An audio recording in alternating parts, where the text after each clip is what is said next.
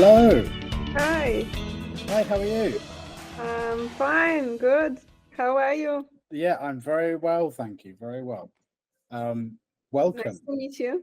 Nice to meet you too. Yeah, I've heard so many great things about you. So I feel like I know you already from Adrian. Yeah, I'm very, very sorry. Just a short thing. Sorry. No worries. Hi. Huh? Hey, Greg, how's it going? Yeah, I'm good. How are you? Yeah, I'm good. I saw the warning as I came in. This call is being recorded and transcribed. Yeah. Oh, God, Yeah. I fix No. my makeup or anything. Yeah, no fancy introductions or anything here. We just get straight into it. I went to the Joe Rogan School of Podcasting. You know what I mean? So it's just like just get going. I think it's the I best like way it. to And do let people be late as well. It's also kind of amusing when that happens on podcasts. So, and I Well- even have like a ring light here as well. I'm really prepared. Yeah, Oh, nice. Yeah. Living the dream there. I got one too, but it's out of frame. But you just have to believe me that when I say I have one. It does 1 minute count as being late though? I've always thought that's on time in my book. No, not in my opinion. I think if you're not 5 minutes early, you're late. Oh really? Oh okay. Yeah, well, I was very briefly in the military, in the Royal Air Force, and those Right. words were screamed at me on many occasions inside of a few months. If you're not 5 minutes early, you're late. And usually that was said to you about 4 minutes before you needed to be somewhere, Right. followed by the words of you're late. Go. Yeah. So that kind of really made me feel like, no, I'm never late for meetings as best I can. Although Yana might think you are. So The thing is, I've got a French Algerian mother, and they're never on time. My mum's never on time for anything. Like, you know, for them, it's like if you're 10 minutes late, then you're early. Like, you know what I mean? It's like it's the other way around. But anyway, well, look, it's really lovely to meet you. Adrian's told me a lot about you. And it's great to have you both here. So about the only bit of structure I do have in this whole thing, which you'll come to learn, and maybe I've kind of introduced something towards the end as well, maybe. But about the only thing is the beginning bit where I think it's appropriate for my guests to introduce themselves and the business. I think that would be a polite thing to do. So yeah, whoever wants to take it away first, go ahead and introduce yourself. Yana, you're the CEO, so this is your job. Yeah, okay. Just a short notice before we start. My delivery was moved from yesterday to today, and I'm sure with my luck it will happen right in between this That's time. fine. So I'm pretty sorry if that happens. No, that's fine. We've had all sorts of stuff happen so far during these episodes. So like, like cats jumping on people, my kids screaming, like it's just part of it. So don't worry about it, you know. I'm getting used to the delivery in Europe because in Ukraine you have like a time frames you can pick up for exact time. So we're like a few steps ahead, and here is like a week, a day. Yeah. It might be delivered in May. Yeah. Welcome to Southern Europe. Yeah, and this is the place for mañana, for things can happen sometime. We'll deliver the things to you, this week, probably. Okay. We'll And try it might be what you ordered. Yeah. What happens most of the time is they get to your house and they go, oh, I can't find where they live, and just drive off. And you can see them. You can literally see them. You're like, hey, and they just drive off, and then they send it back to like some other part of Europe. Like you couldn't locate your house. This happens a lot. Yeah, that happened already. My mom received a vacuum cleaner in the elevator. So he called something in Spanish, and she was like, okay, went out, and that was in the elevator. So that's. And just to clarify, where is it? You're both in Portugal, is that right? No. No. Where are you?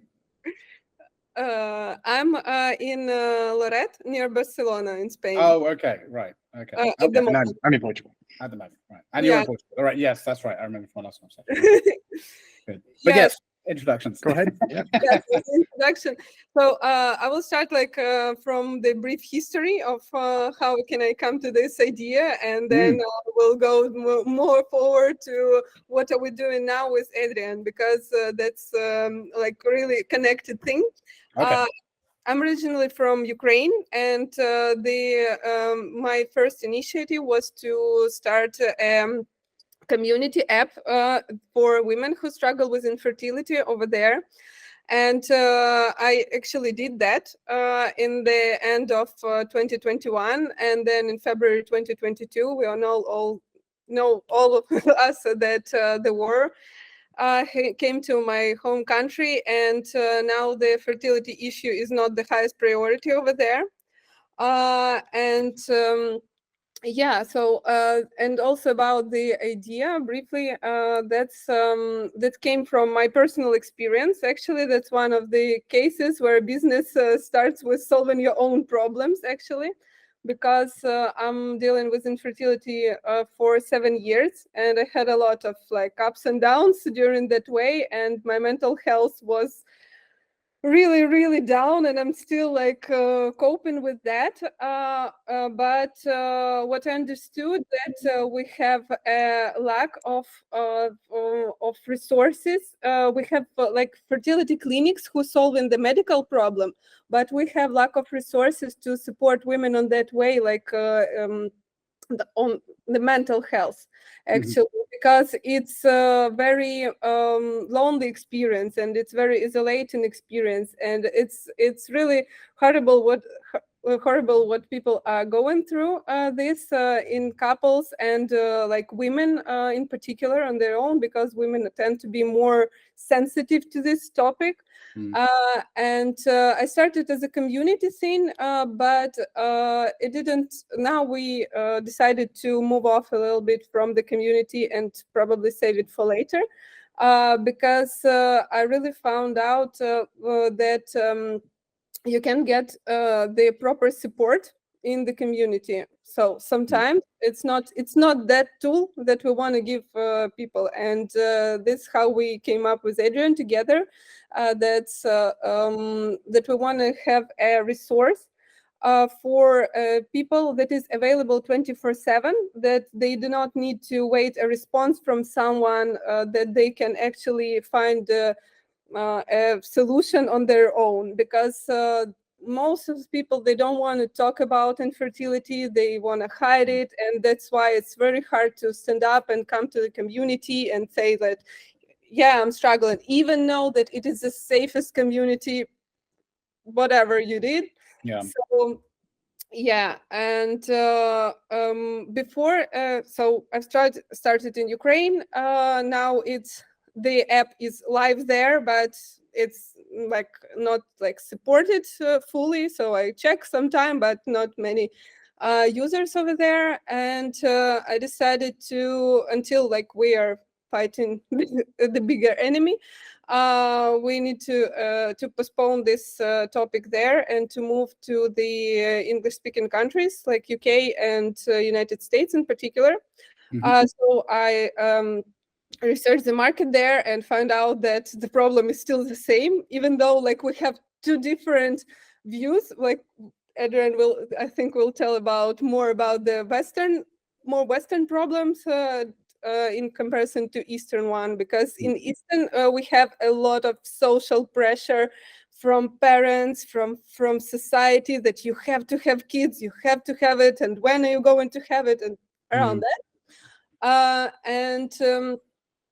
So I found out that there is a still problem, the same. People are lonely in this journey, and I decided to change it a little bit and do a very like slight test version to get some feedback. So I tried to get one, and at that moment I found Adrian and we started to make this journey together, and he really brought some very cool ideas, because it's very hard and challenging to broaden the opinion if you're the only one who's doing it, and I live with infertility, I'm dealing with it, and my business is connected to it. So it's very like challenging, and sometimes it's limiting the thoughts.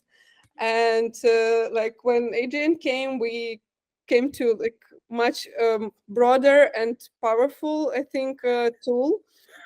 So which we are building right now, and I'm handing over the word to Adrian. Thanks, Yana. Yeah, I mean, just following in from the story of the baby and from my point of entry, I've just come out of a sort of a very big corporate technical career, and I was really looking for something that could make a difference. I wanted to make a difference in the world, wanted to do work that I found meaningful, and I came across Yana looking for somebody to help out on the technical side of things. And yeah, the problem really struck me as Yana pointed out, it's sort of more the Eastern European mentality of when are you going to have kids, when are you going to have kids? And I really felt that from the Western perspective, we've kind of gone the opposite way with that now. And it's almost like, oh, you want children, or you're too young to have children. Don't think about having children. Children are bad for the planet. Like even in the last few weeks, I've had friends and people I know make these sort of very subtle comments like, well, you know, I'm not having kids, so I'm doing my bit for the environment. And you know, I don't have children, but I find that like a sickening statement, and not for the individual, not reflective of them for them saying it, but that our society is in a place where somebody can casually utter those words, and I hear it quite often, to casually utter those sort of statements as if it's true. And it shocked me, and I thought, oh wow, we have such a huge problem here. And as somebody who's been a leader in businesses for a long time, worked with a lot of people, it really struck me after hearing Yana's story that, wow, I've never heard anybody talk about family planning in a professional context. Never. And I asked some female colleagues about this, and their mentality was, yeah, I would never talk about that in the workplace, never. I thought, wow, we have a real big emerging problem here. And, I don't want to get too political and all of this. It's very easy for me to do that. But, I certainly feel like the world is also in a place where we may actually have a population problem. We have a huge loneliness and isolation problem. Infertility now, 1 in 6 people affected by this in their lifetimes. And we're not talking about it. And all of this for me is what made me go, oh, this is a huge, huge problem, and I have to try and find a way to help. And so, yeah, that's kind of what's been led for us over the last 6 months, has been playing around with these ideas and talking about the infertility problem, but also realizing that it's an extension, or mental health perhaps is an extension of that, and you can have mental health problems with the idea of having a child, even if you don't actually have infertility problems, or you're not yet aware of those infertility problems. There is a huge possibility that during this time, even if you end up getting pregnant, say it takes you a year or 2 years, there's a significant chance that you've developed mental health issues in that time. And then you're carrying those mental health issues into the pregnancy and then into birth. And so I really feel like we have a job here to do to try and fight this problem from earlier on in the process and open up more conversation about this topic, whether it's in the workplace, whether it's in families, friends. But yeah, open up the conversation more, get people thinking about, hey, actually, it's not that simple to have a kid. It's not just a case of, okay, we don't wear a condom this time, and 9 months from now we got a screaming baby. It doesn't work like that. And like anything we want in our lives, like anything we set ourselves to that's really meaningful, and like what's more meaningful than starting a family, we now more and more have to protect our mental health.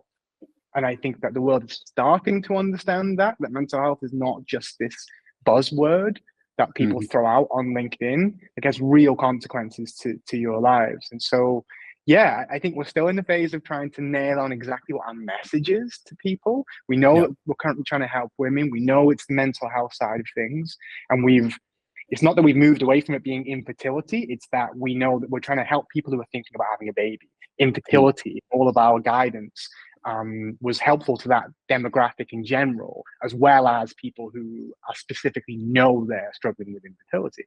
And so, yeah, that's kind of where we're at right now, is building a platform that is going to help inform and empower our users, help them reflect on their current mental state, and then importantly, take some positive action every day to try and get them more in control of their lives. And Yana would speak to this, I'm sure, much better than I can, but I'm sure this is a feeling of no control. If you want to have a baby and you can't have a baby, that's a feeling of lack of control. And I think the most important psychological thing to do there is to try and intervene and establish some control back in people's lives. And I hope that's what we're going to be doing with the baby. Yeah, well, look, I mean, so much to unpack and so much I want to talk about. But thank you both for that sort of introduction to what you're doing, and I think it's amazing. And look, we connected, Adrian, originally, but you know, around this topic because of my experience with it, you know, vicariously, I guess, and also personally through my wife, who, you know, my wife and I had been trying for 4 years unsuccessfully through IVF due to fertility issues on her side, and yeah, without a doubt. It takes, like you said, you carry those mental health issues. You definitely have a trauma associated with that. I think that's just, you know, that's to be expected, unfortunately, and it does carry through.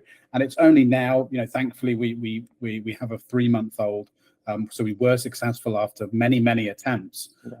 But it's only really about now I'm starting to see, at least, and I think Anna would agree, that she's processing that or processed it and actually starting to enjoy being a mother. But I think it's always going to linger there to some degree. That's that trauma. And I think as well, you know, it's not just the trauma of feeling, you know, the feelings of inadequacy or feeling somewhat broken or, you know, even sort of, you know, just feeling sort of the feelings associated with the idea of being infertile or having fertility issues, but also the processes that you go through, like the medical processes. If someone does go through IVF or something like that, I mean, they're incredibly invasive, painful, tiring procedures and processes that you have to go through that in of themselves are traumatizing. You know, like just going through IVF, you know, the amount of injections you've got to go through, the amount of tests, the amount of like all of that sort of stuff. And for us initially as well, we were going to a clinic in Brighton, which is a good 45 minutes away. So taking the time off work, feeling guilty for taking time off work, traveling all that way, and like all of this stuff. And it was just, you know what I mean? It just all stacks on. And I think the only support that she found available was in Facebook groups. And as you touched on about community, Anna, there is, of course, great community support out there online to some degree, but also there's a lot of shit on there, right? Like, let's call a spade a spade. Like, when groups of people get together, they are both the best of humanity and the fucking worst of humanity. By the way, you can swear on this, I don't care. Good, I was thinking that so much. God, I haven't sworn yet. Yeah, I was surprised that you hadn't dropped any F-bombs during your introduction. I was like, he doesn't know. Yeah, I don't care. But yeah, I mean, and you get the absolute fucking worst of people too, right? Because, you know, I mean, misinformation for one thing. I mean, the amount of people talking about pineapple was driving me up the fucking wall. And you know, things like that. Like, it's just like, you know, where's the practical scientific or, you know, help or advice? Like, there is none. It's all platitudes. It's all, you know, rubbish. But anyway, I don't want to sort of take over, but it's just, yeah, it was very. So we connected on what you're doing and because of, you know, what we went through, and of course there is a male trauma element and you know, mental health side of things that I also think is in no way being touched by a lot of places or even brought up as well. I mean, just from the experience of going to the clinic, in fact, just as a little aside, like, the first time we went through the process, we had our first cycle, every single meeting we had, any professional that we were sat and talking with, whether it be a nurse, a consultant, anyone, they never once made eye contact with me and never once acknowledged that I was even in the room, like either by saying hello, goodbye, or when talking through the information. I just wasn't there. It was all directed towards my wife, Anna. And the way that made me feel was fucking horrendous. I was like, oh, right, so I know what I'm here for. You know, here's the cup, go and do your thing. It's like, okay, right, thanks very much. This is nice, you know. And then whenever I asked questions, it was almost like I barely got eye contact. The answer was to my wife. It was just a bizarre experience. But anyway, I don't want to take over. No, I think it's really important to share that, Greg. Yeah. Yana and I have talked numerous times about the male element of this, and we're not deliberately ignoring it, although we are to an extent in that it's like next, you know, it's just let's get this first segment of it down. It's more related to Yana's experience, but I think it's a huge thing too. And men typically, talking generalizations obviously, but they're not going to seek that help, probably even less than perhaps women would. And there is, you know, there's sort of an unspoken sentiment in our society that men are a bit disposable, a bit replaceable. Right. So if the guy's got infertility problems, which is like 40% of the time, 50% of the time, it's the male factor, just get a new guy, get someone else's sperm. You know, it's that casually dismissed when I've heard it talked about in pop culture and in news articles, maybe not in those exact words, but that's kind of the sentiment. And to hear what you're saying there about the lack of eye contact, the lack of consideration from you can see that that's the case. And I would love to help try and solve that problem. Like, I don't have children, and I have actually spent most of my life saying I don't want children. And I think underlying through all that, I've always had this sort of weird thought that one day you're going to want kids and then you're not going to be able to have them. And there's something in it for me that I now start to think. I almost had a vasectomy 6 or 7 years ago. Like, really, I was so determined at the age of 26. I was like, no, I'm only for the fact I was moving and didn't want to drive after the surgery the next day. I didn't do it. That's it. That's such a man reason not to do it. Well. Like, a 4-hour drive. I was moving to Edinburgh the next day, and I was like, "Oh, I can't do this operation now. I've got to drive." Talk about decision making based on emotional versus like logical thinking. Like that's such a great example of that. It's like, well, I really want to do this thing, but fucking hell, it's like quite far away. Yeah, exactly. So like, I can see how, you know, there's a huge problem there, and I think that part of something I would maybe like to come out of this, actually, now when I really think about it, having grown up a little bit, is it's all absolutely fine, I think, to say, not right now with family, you know, maybe I don't want it, whatever.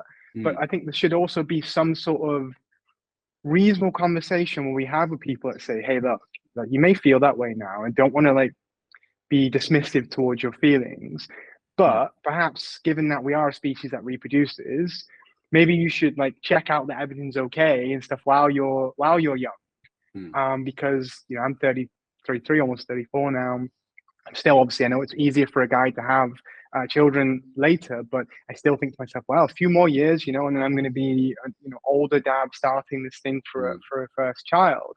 And yeah, it makes me start to think about, oh God, this whole time I've been just so like dismissive, probably because of my own insecurities. Really, that's what it always comes down to, right? Just project like, oh, I don't want kids, you know, and then I'm going now, oh, actually, yeah, that biological clock thing, yeah, it's a real thing. It's not like that people just make that up to you and say that to you for fun. But then, I guess there must be a lot of guys in my position. There will be a lot of guys in my position who just have bbeen ignoring this for a long time and not getting the help either. Even my wife said she never wanted kids. So until we met, and that's not to be like, oh, you know, that's because I was so amazing I swept her off her feet, but like she's told that, and she quite proudly tells other people, like, until I met Greg, I never saw myself wanting kids. And of course I came with some baggage. I have my own I have a child from a previous relationship who lives with us, and so I think, you know, that also opened her eyes. Becoming a stepmother, you know, sort of made her realize, fall in love with being a parent to a degree as well. But you know, I think that's quite, like you said, and you touched on about the sort of Western, or at least in the UK, you know, and some parts of the States, that approach of like, oh no, I don't want kids, I want to be free. This element of wanting to stay young forever, and not have the responsibility, and even this sort of the whole carbon footprint thing, which is, like you said, really confusing to me. But I think for her it was more just like she was enjoying being, you know, a party animal, and, you know, going out and just was like, I'm never gonna have kids like that. I don't want to be a slave to the monarchy, and, you know, like all that kind of thing, you know. But like you said, maybe we can touch the political stuff in a bit.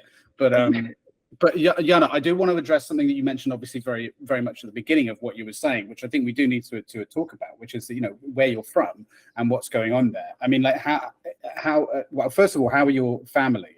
You know, just to, yeah, how is everything there for you? I mean, is your family out of the situation, or what's going on? Like, very hopefully, me and my husband and my family, like from my side, they are outside of the country because we were on vacation, and we like couldn't get back. I did once, and I really don't like that. Like, spending 5 hours under the missile attack in the subway, it's like very horrible experience. So I can just I cannot imagine what are people going through there day by day. But my mother-in-law and some of my friends and relatives are still there. So hopefully safe for now, but you never can be safe when there are like missiles going every day. So yeah, thanks for asking.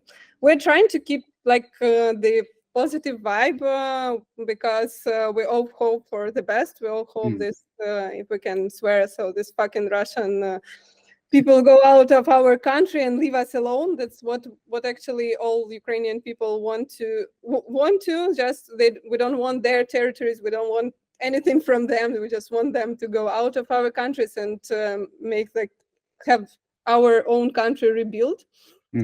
So yeah, that's the thing, how the things are going.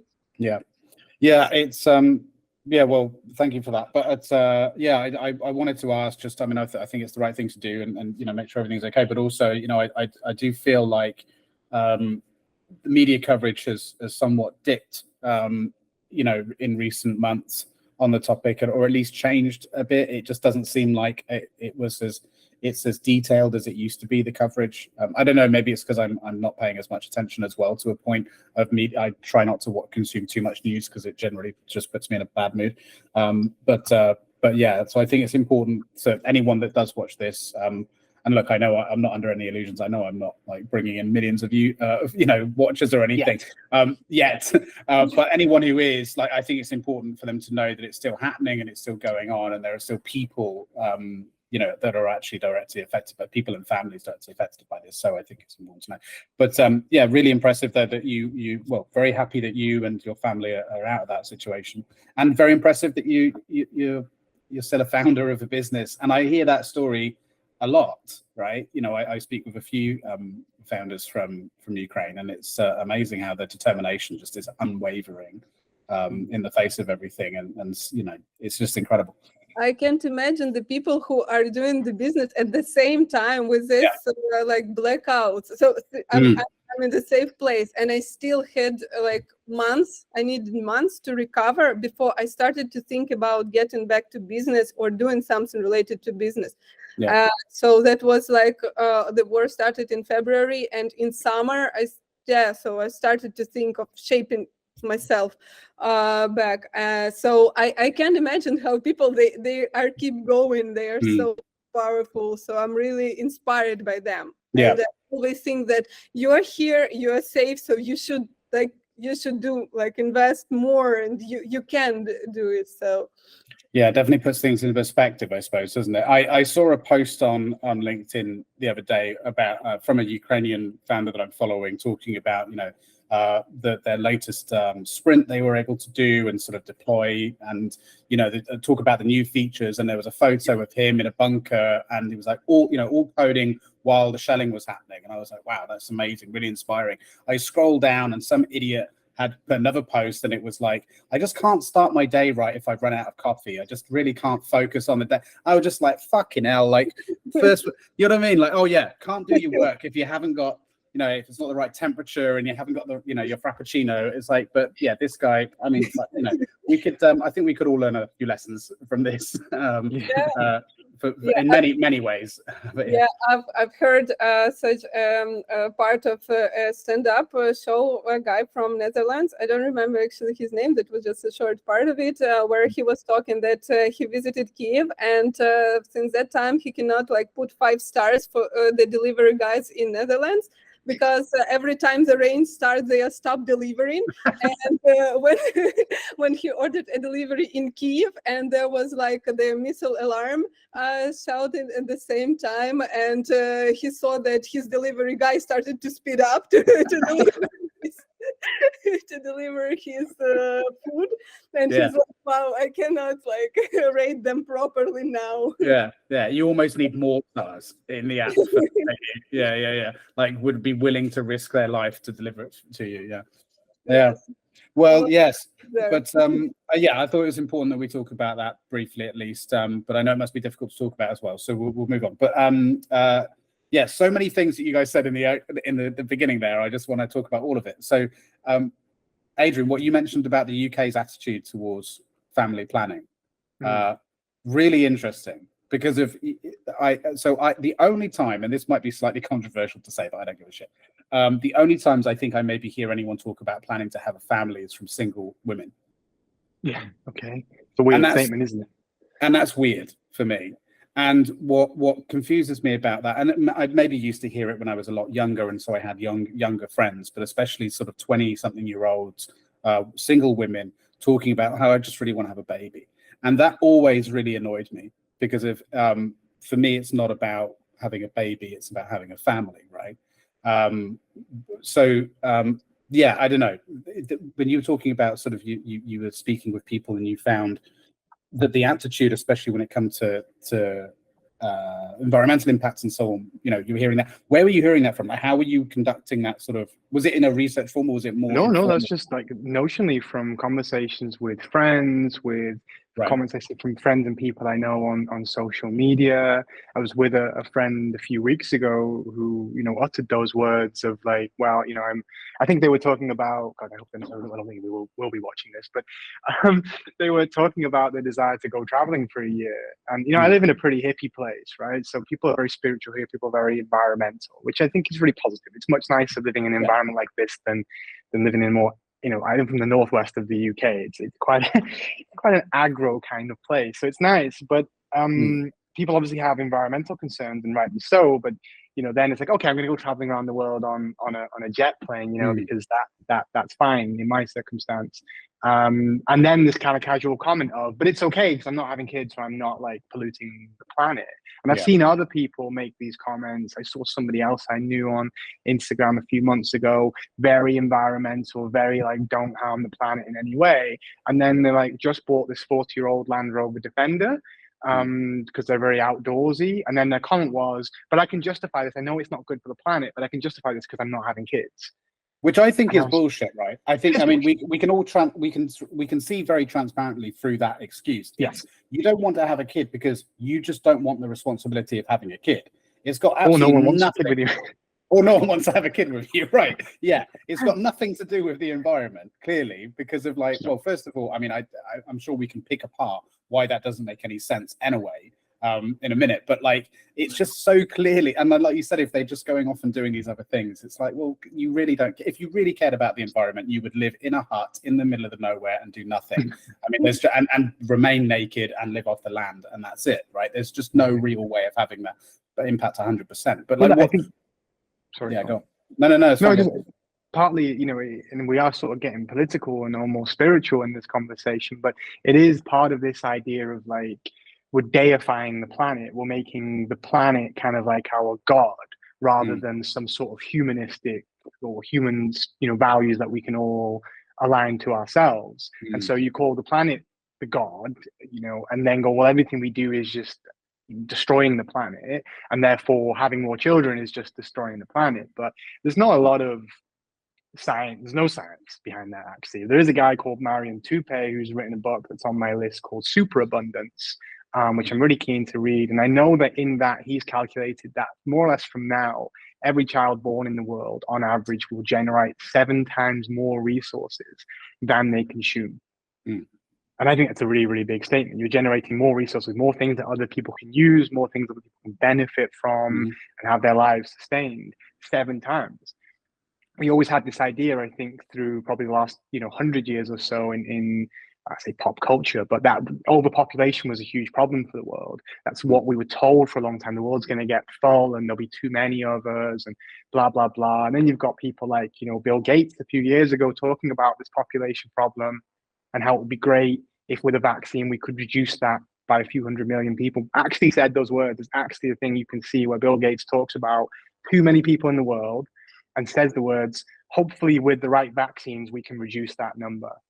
And so you have these kind of problems, right? This is actually happening in the world. Let's try and avoid any conspiracy theories. I'm not in the conspiracy theory kind of mentality, but when you hear stuff like that and you watch what goes on, and again, this conversation is around children, right? So it's like, go and vaccinate your kids, really? Like at that age, it's odd. And so I think that we have got into this point where people are also, I'm talking about all the reasons like environment, blah, blah, blah, but as you pointed out, Greg, actually there's undercurrents there. There's insecurities within the individual, which is part of that wider loneliness, isolation, mental health problem.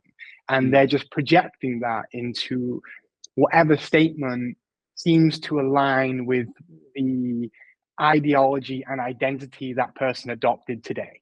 Yeah. And they'll adopt a different one tomorrow. Or the popular one at the time, which that is right now. Yeah. Right. Yeah. Exactly. It feels like the right thing to say in some respects.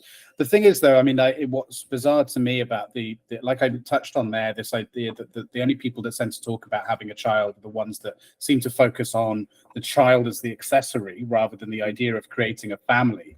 You know, conversely, you know, there's this, I think that there isn't enough conversation about the philosophical reasons to have a child. You know, like I think, you know, the reason why you said like, and maybe even for Anna too, why we get to a point in our lives where I feel like we want to have children, and Yana, maybe you can identify with this, I don't know, is that, you know, we generally meet someone, you know, that we want to start a new chapter of our life with, but we also get more in some ways aware of our own impending demise, right? And there's an element of becoming aware of our own mortality that sort of that I think biologically kicks something into us, where we realize that our real way of having a lasting impact on the world is to remain within our children, right? And that in a lot of ways is the meaning of what we do, and it's the meaning of all life, is to reproduce and to keep your genetic code around somewhere, whether it, you know, and just keep that perpetuating. I mean, that is literally the purpose. I mean, forget meaning, but that is literally the purpose of life, is to reproduce, right? You know, to even stripping away the philosophical element, that is the biological purpose of life. And I feel like we forget that, and we don't talk about that enough. Maybe it's because it's so closely related to topics that some might consider morbid or depressing, but I find them to be the complete opposite. In fact, I find it quite optimistic and motivating and inspiring to try and think beyond the years of just our life, and think, you know, what is our legacy going to be? What are we going to leave behind? You know, they're quite difficult topics to approach. I think. Well, they are, and I think it does. We don't like having a spiritual conversation anymore. I'm not a particularly religious person. I feel like I've become more spiritual or whatever, or religious in recent years, but we seem to have shunned that to such a point, especially in the West, where it's like, you know, God's dead. There's no guiding principles at all anymore. It's just all about celebrating our own individual uniqueness as like individual gods.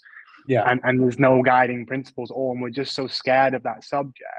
We've got to the point where people, and I've been guilty of this myself, like writing off people who think there's a God or are religious. And it's like, oh, you're dumb. But my education around that subject was bad education, because I was just taught and brought up like, oh yeah, there's this guy in the sky, you know, and like, it's like your celestial butler. So if you just like pray to him, then maybe you'll get what you want. And in more recent years, I've studied religion and theology a lot more and started to see it much more from less of a, yeah, there's a guy in the sky kind of thing, and more of sort of a universal set of principles in the universe. And I like that notion. I think when I start to think about that and start to think about, okay, well, if I have an impact positively in people around me in my life, there's no telling how the butterfly effect of that. There's no way to measure the upper limits of how much positivity just some small actions I can take on the rest of the world. And so I do think that having children becomes kind of like an extension of that. You know, it's those old religious stories, like if you can make your generations perfect, if you can have great relationships with your kids, and they go out into the world and they have great relationships with people and have great relationships with their kids, the world will be a better place. And I think, oh yeah, I like that idea.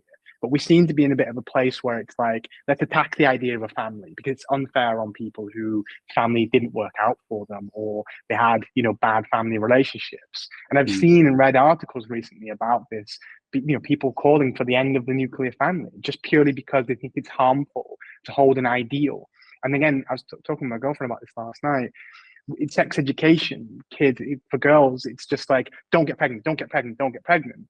And because no longer are you able to say, well, you know, if you meet the right person, get married, commit to each other for life. Imagine that, get married and staying together for life. Like, what a concept. Wild. Yeah. And have that conversation, because it's discriminatory now to say that. You can't say that to kids, like, you should be aiming for this ideal.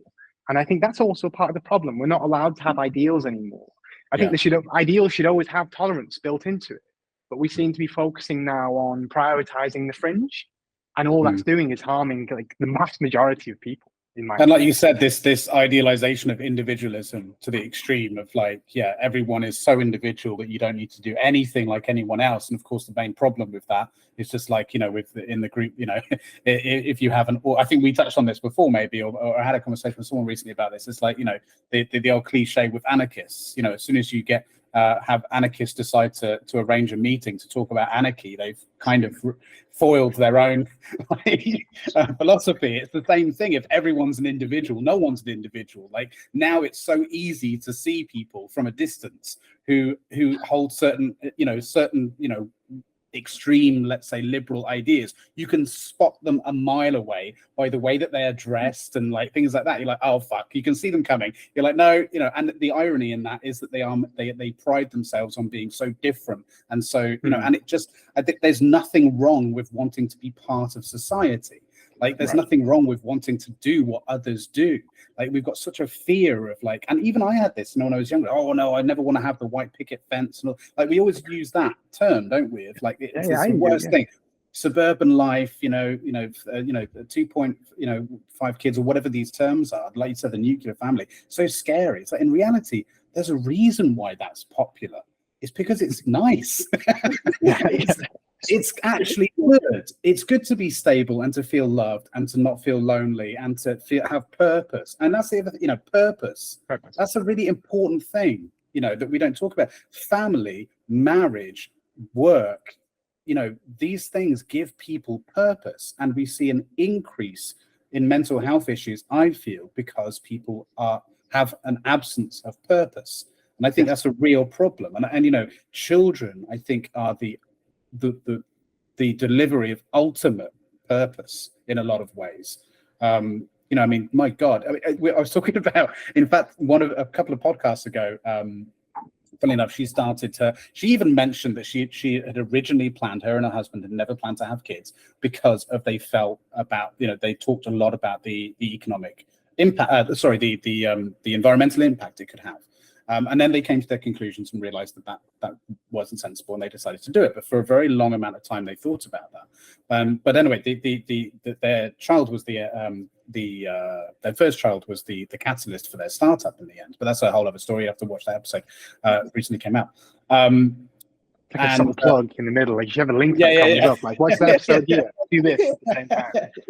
Yeah, but it was a really interesting conversation, and we talked. You know, we talked about the fact that how wild is it that like you can spend all your life, like going back to like kids at school being taught like, you know, don't have kids or whatever. Like how wild is it though that anyone can just have a kid? Like in theory, obviously we're talking about, you know, there are those that can't for other reasons, but like there's also the opposite side, which is just that actually people who shouldn't have kids can. And like even to some degree when you become a parent, like, you know, you're handed over this thing and you're like, there you go, and you're like, wait a minute, I'm allowed to do this? Like, I'm allowed to take this thing out. Like, there's no test. Like, there's no, like, are you sure? I don't need a license. Like, are you sure?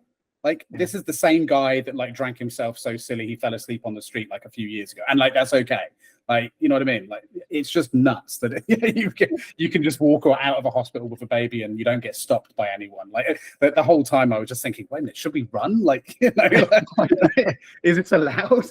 But I think it's interesting you brought up religion though, because of Yana, like Eastern Europe is obviously quite, you know, a lot more religious and traditional. And you mentioned about the differences there in terms of expectations when it comes to family. Like I believe that obviously that does have its extremes, and so it is good in some ways. Like we're talking about, we could probably do with a bit more of that. But it's all about balance, right? So do you find that what we're talking about is in some ways quite alien, like in that respect, and you're actually thinking, no, it's a good thing that you've got this like, have you got a different opinion on it? Okay, so from the Eastern European side, I would say that from my own personal experience, that was like when I was like younger, that everything I heard from my parents, and like you don't get pregnant, and that is like the most horrible thing until you find that one guy. So I heard that ending that should be. And when we got married, that we didn't have any like conversations about like environmental impact or something higher than that, then we should just like, it's okay, so it's just the next step. So I guess at some kind, we in Eastern Europe, we have like this built-in, still like it's a built-in stereotype that is going from the Soviet Union, like this like step-by-step thing. And like right now, like we are having the discussions of what the children are meaning to us, what how the life will change, and that is very important. That is also the thing that we with Adrian we want to touch in our app, like or resource. We'll see how it goes. That's about the not only about the infertility thing, but how like as you told, like planning for family and how understanding that your life will change. It's really like very important thing. So you could put in there. You could put in there what I said. Like, no, you don't need to run. You are allowed to have kids. Like, it's okay. yeah. So I think that is a very big difference. And right now we're only starting. I've seen some YouTubes like in Ukrainian that are about like I want to be childless, and so what? And it's only raising that. It's only we're only in the beginning of that thing. So that people are trying to talk about it. And actually, I'm totally okay with any like opinion people have on this about like having children. I still think that many people will change their mind in future, and they and it's absolutely okay that we see a tendency of people having children in like more mature age. That can be even more beneficial for children, because like when you're 18 years old and you're having a child, and it's like you're still a child yourself, you've seen nothing, you haven't like a solid relationship with your partner, you haven't gone through like big like fights and and traveling and a lot of things that like open can be which open. make you a better, more well-rounded parent. Basically, you've got more experience, you can teach, and more. Yeah. I mean, it makes sense. I think there's obviously a sweet spot, isn't there? You don't want to also be in your sort of, your too later years, because you won't be able to, like you touched on, Adrian, you start thinking about that. You want to be able to have the energy to actually parent. But yeah, no, I agree. That's why yeah, sorry. So that's why I just want to finish. That's why we need to raise this conversation for people of every like age. So it's okay. It's absolutely okay if you state that you don't want to have children. Just know that at some point, if something changes and you meet the right person, decided to change your opinion, you might not be able to, because you are 40 and the chances to get pregnant at 40 is like not that good. And it's crazy. I didn't realize that you were actually classed medically as geriatric after, is it geriatric? Is that the right term? It's the right term for older patients. Is that the right term? Yeah, geriatric after something crazy like 35. It's like, it's crazily young for a woman, that is, which, it's just insane, because the chances are just so much lower, which is just incredible to me. Yeah. But, and the World Health Organization, they are state that before 35, it's okay if you're not having children like up to 1 year. You're trying, but not having up to 1 year. But if you're 35 and over it, so you have only 6 months, and then you need to go to the checkups. So it's like half of the year. It's like cut. Yeah, I think it might even be earlier. I think it might be even 30 or something like that. I don't know. Anyway, but yeah, it's interesting because you mentioned about like, it's okay if people don't want to have kids, and that's a good point. We should touch on that, because I think I agree with you broadly on that, actually. Despite us bashing, the idea of people not wanting to have kids, actually, I think if you have actually taken the time to really consider it, and you own your reasons why you don't want to have kids, like saying, because I just don't feel like I'm ready, or I'm not responsible enough or mature enough, and you say, and because of that I don't want to have kids, I feel like I would have I have absolute respect for anyone that's made that decision. Like, you know, and if they say, look, I may never have kids, that's absolutely fine too. Not everyone needs to have children if they don't want to. And we should respect that decision. It's an individual decision. I think where I have a problem with it, it's when it's made political. You know, I think that's the issue I have, especially if it's made at a somewhat a dig to men, which often it is too, right? Where it's this which we seem to be very good at with most things these days. It seems like men are the butt of the joke more often than not for everything now. But you know, quite often it's this idea of, oh no, I'm never going to have kids, because it's essentially a reliance on a man in order for me to fulfill my own happiness or purpose. And I find that obviously incredibly insulting and very small-minded and stupid. You know, the idea that you really think, Greg? Yeah, I mean, it is. It's ridiculously stupid. I mean, like, you know, there's nothing wrong with relying on someone else for some part of your happiness. Like, you know, people come together and partner all the time to be better versions of themselves in all walks of life, in all different ways. Like the fact that you two in business have found one another in order to create a better version of what you want to put out to the world. Like, it's the same idea. It's like, it's absolutely fine for people to say, I'm better with this person in my life, and they can bring things to the table that I can't. And to say that I am perfect as I am and I'm the only thing that I need, I think is incredibly egotistical and self-centered. Mm-hmm. So unless you're able to say, I don't want to have kids because I know I'm not quite ready, because I have things to work on, and being honest, which is true for everyone, right, by the way, then I don't think that's a good enough reason to say it. Like, let's not blame it on that, or, you know, like the environment worries or anything like that. But yeah, I think there is some credence to the idea of people saying, I don't want kids. I think there's still an underlying sort of problem in what people are saying. I don't mean like a critique of what they're particularly saying, but like someone like me, I've had a lot of mental health challenges in my life. I'm autistic, and that typically comes with a certain kind of brain that thinks a lot, shall we say. Mm-hmm. And so one of the reasons I've always kind of openly stated in my life is I don't want kids because I wouldn't be able to deal with it. I wouldn't be able to deal psychologically with the worry, with any combination of things. Just like if I see an infant running around a house that I'm in, the terror that exists in me that they're going to just fall over and smash their head directly on the sharpest piece of anything. And literally just the thought of that terrifies me. And now I'm in the last few years a much better place, everything mental health wise. I've been quite through quite a journey in the last 10 years or so. And that's partly why I'm now more open to the subject, because partly what we talked about in terms of purpose, you know, that I'm starting to see that as a much more important thing, but also realizing that, okay, I can have a better grasp on myself and on my mental health, and maybe even that might make me better prepared to be a parent. I don't know, but what you were saying there, Greg, about people's not being ready, not wanting it for these reasons, I still hear a lot of mental health problems, basically, and what those people are hypothetically saying. To some degree, we just ignore that. We just ignore it. We just say, like, well, I mean, why? It depends how you define like mental health issues. I mean, like what you touched on there, to me, like there are others out there who, you know, maybe don't have a diagnosis or maybe don't need one, but they are just overthinkers, right?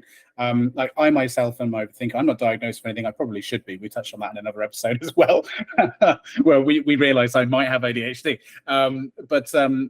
But you know, there's a lot of us that go through that, and a lot of people that go through that, and really it's just, I think it's a level of maturity that comes over time, that you start to understand yourself, the way you think. You maybe temper it a little bit. You learn to balance your overthinking and maybe relax and reduce those anxieties, and learn that things aren't as big a deal as you're making them out to be. And over time, you get more comfortable with uncertainty and things like that. And that's when, you know, and you can only do that through experience. You know, you have to go through a certain amount of experience in your life where you have experience. And I think, you know, things like the global pandemic actually really matured a lot of us in the sense that we become very comfortable, or a lot more comfortable, I should say, not very, but a lot more comfortable with the idea of uncertainty, which is something that drives us a lot of us crazy. Is we all want to predict the future, and obviously we can't. And that's the main cause of a lot of our anxieties, especially for those that are hyper anxious, you know. And I think that's just maturity. I mean, that's basically what maturity is. Yes, there are mental health issues that could be associated with a lot of people, but I think broadly speaking, it's just about levels of maturity. Do you know what I mean? I think there's like the step of maturity is, or in my opinion, one of those steps is I no longer blame the world for the problems in my life. I'll put those problems on myself. And I think that's the disease or the sickness, if you like, of the very liberal mentality 100%. in the West is that everything is the world's problem. There's nothing wrong with me here. Primarily white men's problems. Yeah, I definitely racked on that for a long time. But like, it's always never my problem, right? And that for me is a mark of maturity in somebody's lives. When I talk to them, if I think, okay, when you talk about the problems in your lives, are you expressing your feelings? Are you expressing what's going on? Or are you just projecting some kind of, oh, everything's so unfair? Because everything's really unfair. Like, grow up. Grow up, get on with it. And I think that that is that maturity step. And I think all those words we were talking before of this problem, that problem, it's just this like helpless, scared thing of like, oh, the world's horrible. And I think that's it can be, right? But I think that's the sad thing to think like the world is the problem, because you can't change the world, or you might be able to change a little bit if you're special, but you can't really change the world, but you can change you. And so what a depressing thought to think that like, well, the world's terrible, I can't do anything about it. And so it's gonna be terrible for the rest of my life. But that is changing the world, because I think, if everyone sits around being selfish and thinking that the fault is everywhere else, then of course the world is going to be selfish and it's going to be everyone else's problem. But if people take accountability for themselves bit by bit and realize that this extremist leftist sort of view, and it's both on both sides, I mean, extreme leftist and extreme right, everyone else is at fault. If they sort of take that and, like you said, be more reflective and focus on improving themselves. And I mean, the most difficult part of that is acknowledging what is wrong, right? That's the most difficult part. But if people were to take the time and focus on that, their energy on that, than say, going to a protest about something entirely irrelevant and pointless. And I'm not saying all protests are. There are some very important things that need to be protested, but there is some stuff that really just isn't. Like big oil, like fucking hell. But anyway, there are some things that just, if you were to focus on that, then you are doing your part, in my view, to improve the world. That is making a difference, because if, just like we talk about charity starts at home, well, so does improvement. And so does the improvement of society. You can't claim that there's a problem with society. You are part of society. If you're saying society is at fault, well, that's you're calling yourself out. So do something about it. And removing yourself from it, or claiming that you remove yourself from society by saying, well, I'm not going to do things like everyone else does. Like we've already touched on, if everyone does that, then you're all in the same fucking boat and you're all part of society. You know what I mean? Like, just, it doesn't take a rocket science to figure these things out. This is basic logic here we're talking about. You know what I mean? I think I asked you before, Adrian, have you watched the film Idiocracy? No, I have not watched it. Not to my knowledge, but I've watched a lot of films. No. Okay, I think you both need to watch that film. It's not necessarily an amazing film. It's quite old at this point. I think it was released in the 90s. It's got like Terry Crews in it and a few other people you'd recognize. Surprisingly, for this quite low budget, like unknown film, it's actually got quite a few famous people in it, and it's a kind of sci-fi comedy. And basically, the premise of it is that this guy from present day, somehow, I can't remember exactly how, I think he gets like cryogenically frozen or something. And then he wakes up in the future, and the future is just populated by entire idiots. Like the IQ, the average IQ dropped, and the president of America is Terry Crews. He's a gun, like he holds machine guns. He's like shooting in the air, like that. It's just anarchy. It's just nuts. No one knows how to do anything basic. And he obviously comes along and is revered as a god because he knows like just how to do base. And he's just an average guy, but he's got like common sense, and and so he's hailed as like this big thing. And the reason that they give as to why the society went this way is why I think you'll enjoy it. So the reason they give is because stupid people don't worry too much about having kids, but intelligent people take their time, they plan. And in this world, they never had them because they were planning so much that they ended up, not having the opportunity and kind of aged out. So more stupid people were born and less intelligent people were born. And then you had this world. And I thought that was such a beautiful, so watch it. It's my recommendation. I put it on there. It's the less serious version of Children of Men. Okay, I haven't seen that either. But Oh, you I guess haven't seen that? I'm getting a list of films coming from this. I never thought I'd come away from a podcast with a list of films to watch. Hey, look, we talk about everything on this show, if you can call it. I call it a show, like I'm some sort of big time. Have you seen that, Yana? Children of Men? So that's an incredible movie. I mean, talk about. I mean, this is a serious movie. It's got what's his name in it? A very famous British actor. Beautifully directed. It's got one of the most heart-pounding one-take scenes in any movie, in my opinion. But essentially, it's about the idea that it's based on a very famous book of the same name. It's based on the idea that in the not too distant future, around the world, all women become infertile and can no longer have children, and so the whole world essentially can't have kids. And then it follows the story of the first child. It's all this because of obviously the world has fallen into chaos. The UK is basically kicking out all foreigners. Essentially, we become very, very authoritarian, and it's quite scary how you see these sort of things happen in other ways. We create concentration camps. We round up people who aren't British nationals, and get rid of them because of resources are low. We're trying to get rid of people. So it's all based in the UK and London. But the main story thread follows essentially this underground group of like freedom fighters who managed to acquire a newly born baby and a mother. And it's this idea that there is this sort of semblance of hope that somehow maybe the world is correcting itself. And this guy is tasked with kind of getting this person to a location through a war zone, essentially. So it's a great film. I highly recommend it. It sounds quite Orwellian, like almost like a 1984 kind of George Orwell style story. Yeah, but it's fairly recently made. Early 2000s, mid 2000s, I think. But yeah, it's that Orwellian type. I can't remember who the book is written by. Maybe while we're talking, I'll find it. But yeah, highly recommend it. Yeah, I mean, especially on the subject of how we deal with these sort of societal issues, right? Actually, it's very cool. I see that you're talking about the UK films, and that is very cool that they are highlighting these points, these pain points, because I couldn't find anything like that high quality in the United States among the United States films and series, because I also watched the UK series which is called Trying, which is actually like it's recent. I think it's 2020 or 2021. So okay.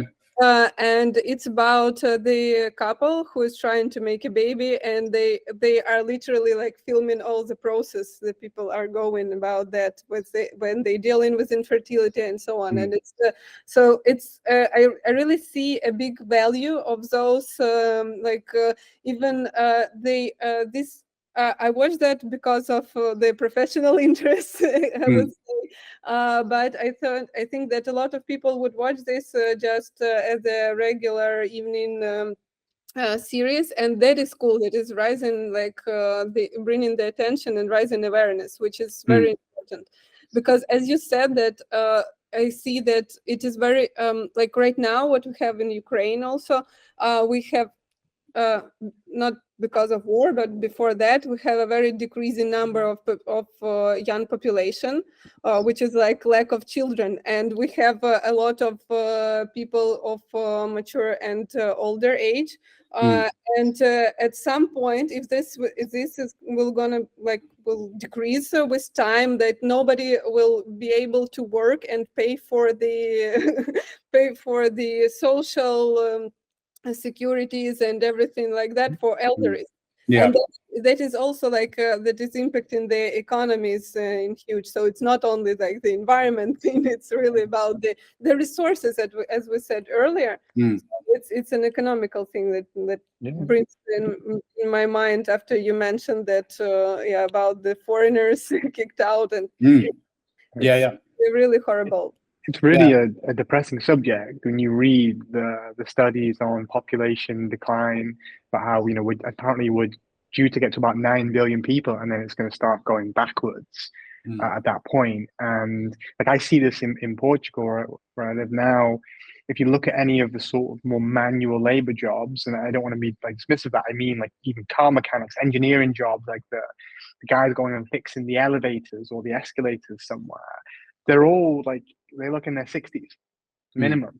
You don't see younger people doing these jobs. And I've read a great book by a woman called Temple Grandin recently, who is an incredible lady. She's in her 70s now, but she had a career around designing how cattle is handled for like McDonald's and Burger King. And she's autistic as well. And she thinks, I guess, in a similar way that I do, in very much like pictures. And that's what enabled her to sort of see how these cattle handling processes were bad. But in this book, she talks a great deal about how the education system has not helped us, I guess, in a lot of ways, and has filtered out a lot of people who would have done these roles. And couple that with just a general population decline, or the decline of growth in certain countries, that infrastructurally, we have a big problem ahead of us in the next 20, 30, 40 years, because there aren't going to be the people to run the networks. Like I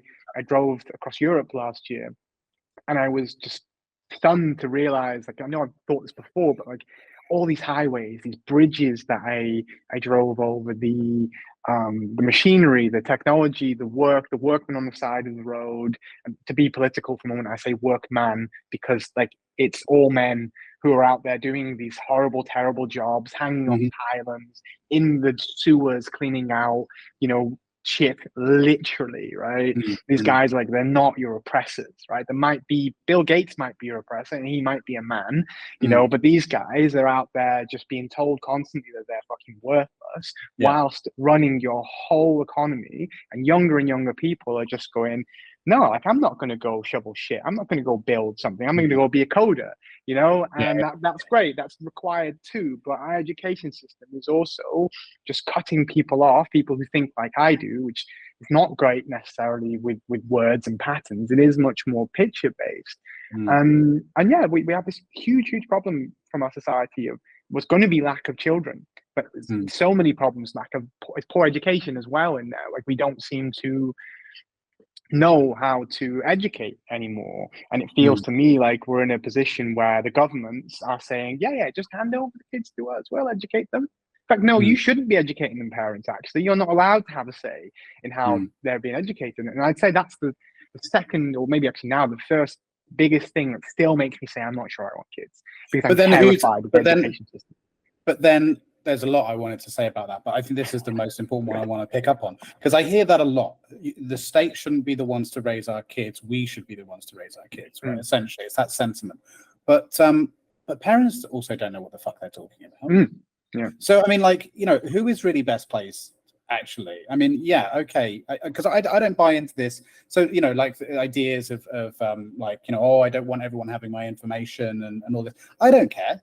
I don't care about big government, big data to a degree. As long there's obviously a limit where it starts infringing on my rights. But at the same time, we need to have organizations who are taking a considered, measured, and scientific approach.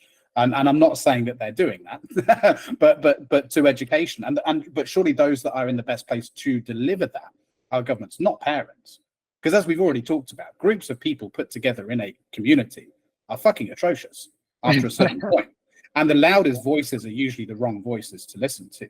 So in actuality, if you were to get parents and to try and govern the educational system, it would become an inherent nightmare. And to some degree, we're already seeing the results of that, as parents are becoming louder and saying what they want their kids to. I mean, isn't that actually what a lot of the problems are stemming from? That we're teaching this sort of what's the word I'm looking for? Fuck, the words left my head. But this sort of sense of entitlement, I think a lot of it comes from parents, doesn't it? Maybe. I'm not saying my solution. I don't have a solution.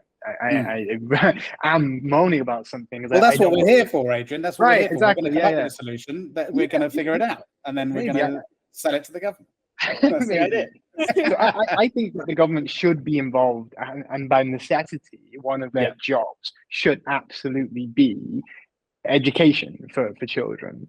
Yeah. I don't believe that they should be solely responsible for that. I believe if we actually had something that represented much like democracy, if that existed, there might be a channel that we actually collectively as a society were able to better have a say, for example, in the curriculum and what our kids are taught, and some room in there for navigating not exactly a specific curriculum, but like one of the things I thought recently is like two things that we have to separate, in my opinion, in the world is our social lives from work. I don't mean you can't have social interactions in work. What I mean is that my whole life, work was my primary social vehicle. And I don't mean like making friends. I mean like literally just human interaction was work. Yeah. Right? That's gone.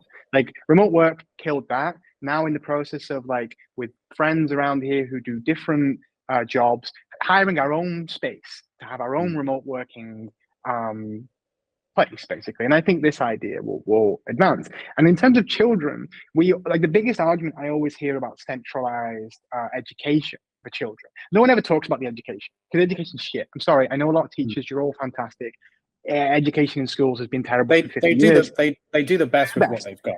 But exactly right. But it's terrible. And so I think we have to. But the strongest argument I ever hear from people is the kids have to be socialized. Yeah, I understand. Like they have to be socialized. So how do we separate education from socialization as like the primary reason why you're sending your kids to school is to be socialized? How can we organize in our societies groups where kids of similar ages can come together and socialize in a non-educationary perspective, but also where that makes sense in an educational perspective, and then work with our governments to help define what we want and how we want to educate and how we can do that at the most decentralized local level as possible. And I think that would help people like me feel like I have control, because we talked about control before, right? That's a big barrier for me. I'm all very scared of the lack of control that bringing a child would have into my life. And then the idea of giving that control over to a government who I'm very distrusting of. I've spent my whole life being extremely like I haven't voted for 50 times all my life. I voted once. I've always been very like, you don't have democracy. This isn't, you're being tricked. Globalization, your interests are not being represented. Now, those opinions were once very controversial. I've been shouted at and screamed at by colleagues for saying these things in the past. Now everyone's like, oh, the government does lie to us. Oh, wow. The thing is, though, right? The thing is, so you say that, and it's like, yeah, of course. For me, it's like, yeah, of course. Whenever I heard people talk about that, even growing up, I was like, well, yeah, of course. Obviously, Have you what I always point to is just pick up any book about sociology or about, from past philosophers or economists. And throughout history, it's very clearly laid out in writing that for thousands of years, human beings have been trying to find ways of controlling societies, right? And you might think, well, that sounds horrible. How dare they want to control us? And I think, of course you want to control it. You've got millions of people. You need to control millions of people in order to have a functioning country. And unfortunately, part of that, as you find out when you're a parent too, or when you run a business, occasionally you need to tell little white lies. And the thing is, though, if you scale that up to a country, well, they become bigger lies, they become corruption, and they become everything else. So when people talk about this and they act surprised by it, I'm like, well, of course. What's the alternative? The alternative is ultimate corruption, and a dictatorship or whatever, or everyone's running around killing each other. Ultimate freedom. Yeah. So the way I see it is, it's not ideal, but it's what we got, and it ain't that bad. You know what I mean? Well, that's where I would disagree. In some ways, I'm kind of resigned to it. I'm just like, but no one's ever been trying to pull the wool over our eyes here, though. I don't think, and this is the thing that I don't think so. I think it's all there. If you go to a library, it's there. If you go on the internet, it's there. It's it's always been there. If you went to go and study politics in the degree throughout the years of studying, they will be very open about the fact that there are all these different attempts throughout history of trying to build societies, and a lot of them failed, a lot of them succeeded. This is the one we're trying, and it's not great. Sometimes we have to do some dodgy shit, but you know, it's the best of the worst kind of thing. You know what I mean? Like for me, it's always that kind of transparent. Oh, yeah. But to go back and our to religious school, story is the same, right? It's like even like the second book of the Bible, Exodus, is that the whole subject of it is basically like things get corrupt, people lie, dictators will appear, and we need to kind of rid our society of those. And I guess my kind of problem with well, that's it, and that's not to say you should just give up and not try and fight it. You should always try and improve it. But to some degree, you've just got to be like, okay, but that doesn't mean the whole thing's shit. And and that's the thing that I get annoyed about is when people say, I want to burn it all down and we need to just do something different. It's like, well, no, actually, we do a lot of really amazing things. Like you're very lucky to have the things that we have. And like I said, look at history. This is the best of the worst, and we're still learning.